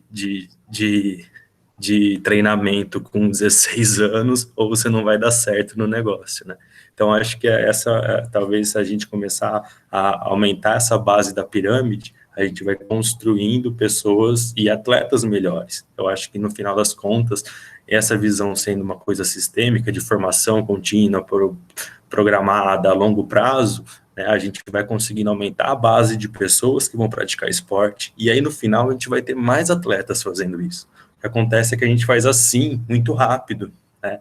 A gente tem que fazer com que esse filtro, essa pirâmide, ela fique uma base mais larga, e os próximos níveis também mais largos, né? Acontece que a gente faz assim, aí numa primeira hora lá já se exclui um monte, então a gente já chega aqui muito rápido, então a gente precisa fomentar uma maneira de trazer isso mais pessoas participando, e aí a gente vai ter atletas melhores em mais quantidade também, em consequência.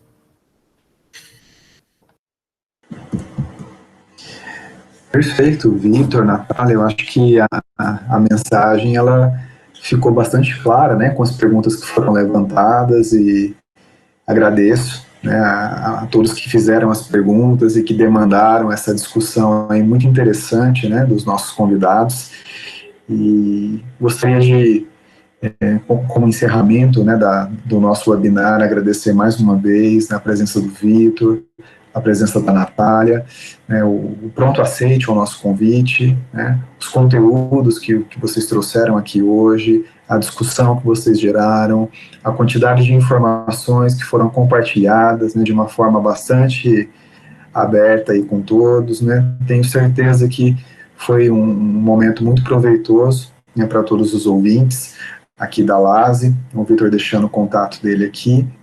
Eu gostaria de agradecer, né, mais uma vez, em nome da LASE, a presença de vocês. Espero contar, né, com a possibilidade de outros momentos que vocês possam estar aí em parceria conosco, em outras situações, em outras oportunidades, tá, para a gente ter a continuidade desse contato, né, da LASE com profissionais como vocês, que certamente se revelam aí para nós como referências, né, de profissionais, e para quem trabalha, né, na área de educação física e psicologia em particular, certamente isso ganha um sentido ainda mais especial, né, de ter esse contato com profissionais que estão atuando na área e que têm uma mensagem importante para passar para todos. Então, gostaria de agradecer mais uma vez, deixar o convite a todos que estão presentes para continuarem acompanhando as atividades da LASE, seguir a LASE nas redes sociais, no canal no YouTube. Nós estamos com programações todas as quartas-feiras, e na próxima semana nós teremos um convidado trazendo um outro tema bastante interessante a respeito das fraturas por estresse, né? Então falando um pouco sobre algumas lesões decorrentes de práticas esportivas, desencadeadas de forma repetitiva, né? Ainda que não sejam praticadas com tanta energia, mas que por sobrecargas de repetição acabam gerando lesões, né, de caráter crônico, né, no tecido ósseo. Então, fica o convite, né, para aqueles que tiverem interesse, também para os palestrantes, se desejarem, né, nos acompanhar em outros momentos. Então, repassando aqui os agradecimentos de vários ouvintes aqui do nosso webinar, né, então gostaria de, mais uma vez, dizer, né, que a LASE é muito grata à participação de vocês e esperamos contar, né, com essa parceria em outros momentos também.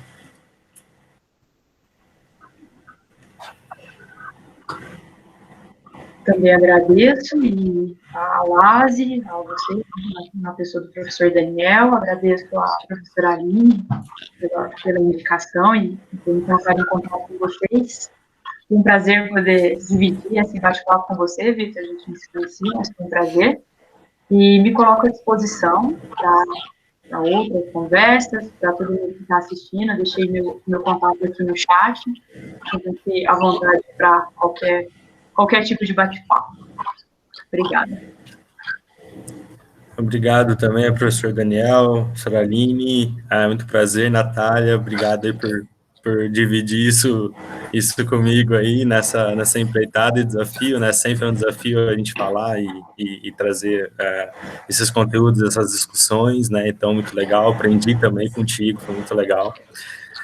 E agradeço a todo mundo que participou aí, me deixando à disposição para contatos eventuais aí, e também ao professor Daniel aí por qualquer coisa, estamos aí à disposição, sempre querendo encorpar discussões e fomentar o conhecimento aí para todo mundo. Obrigado aí, boa noite para todo mundo aí. Nós é que agradecemos mais uma vez e certamente buscaremos criar outras oportunidades para que essas parcerias continuem se consolidando. Então, agradeço mais uma vez a presença de todos, desejo uma boa noite, fiquem bem, em segurança, da melhor forma possível. Uma boa noite, até mais. Tchau, pessoal. Até uma próxima.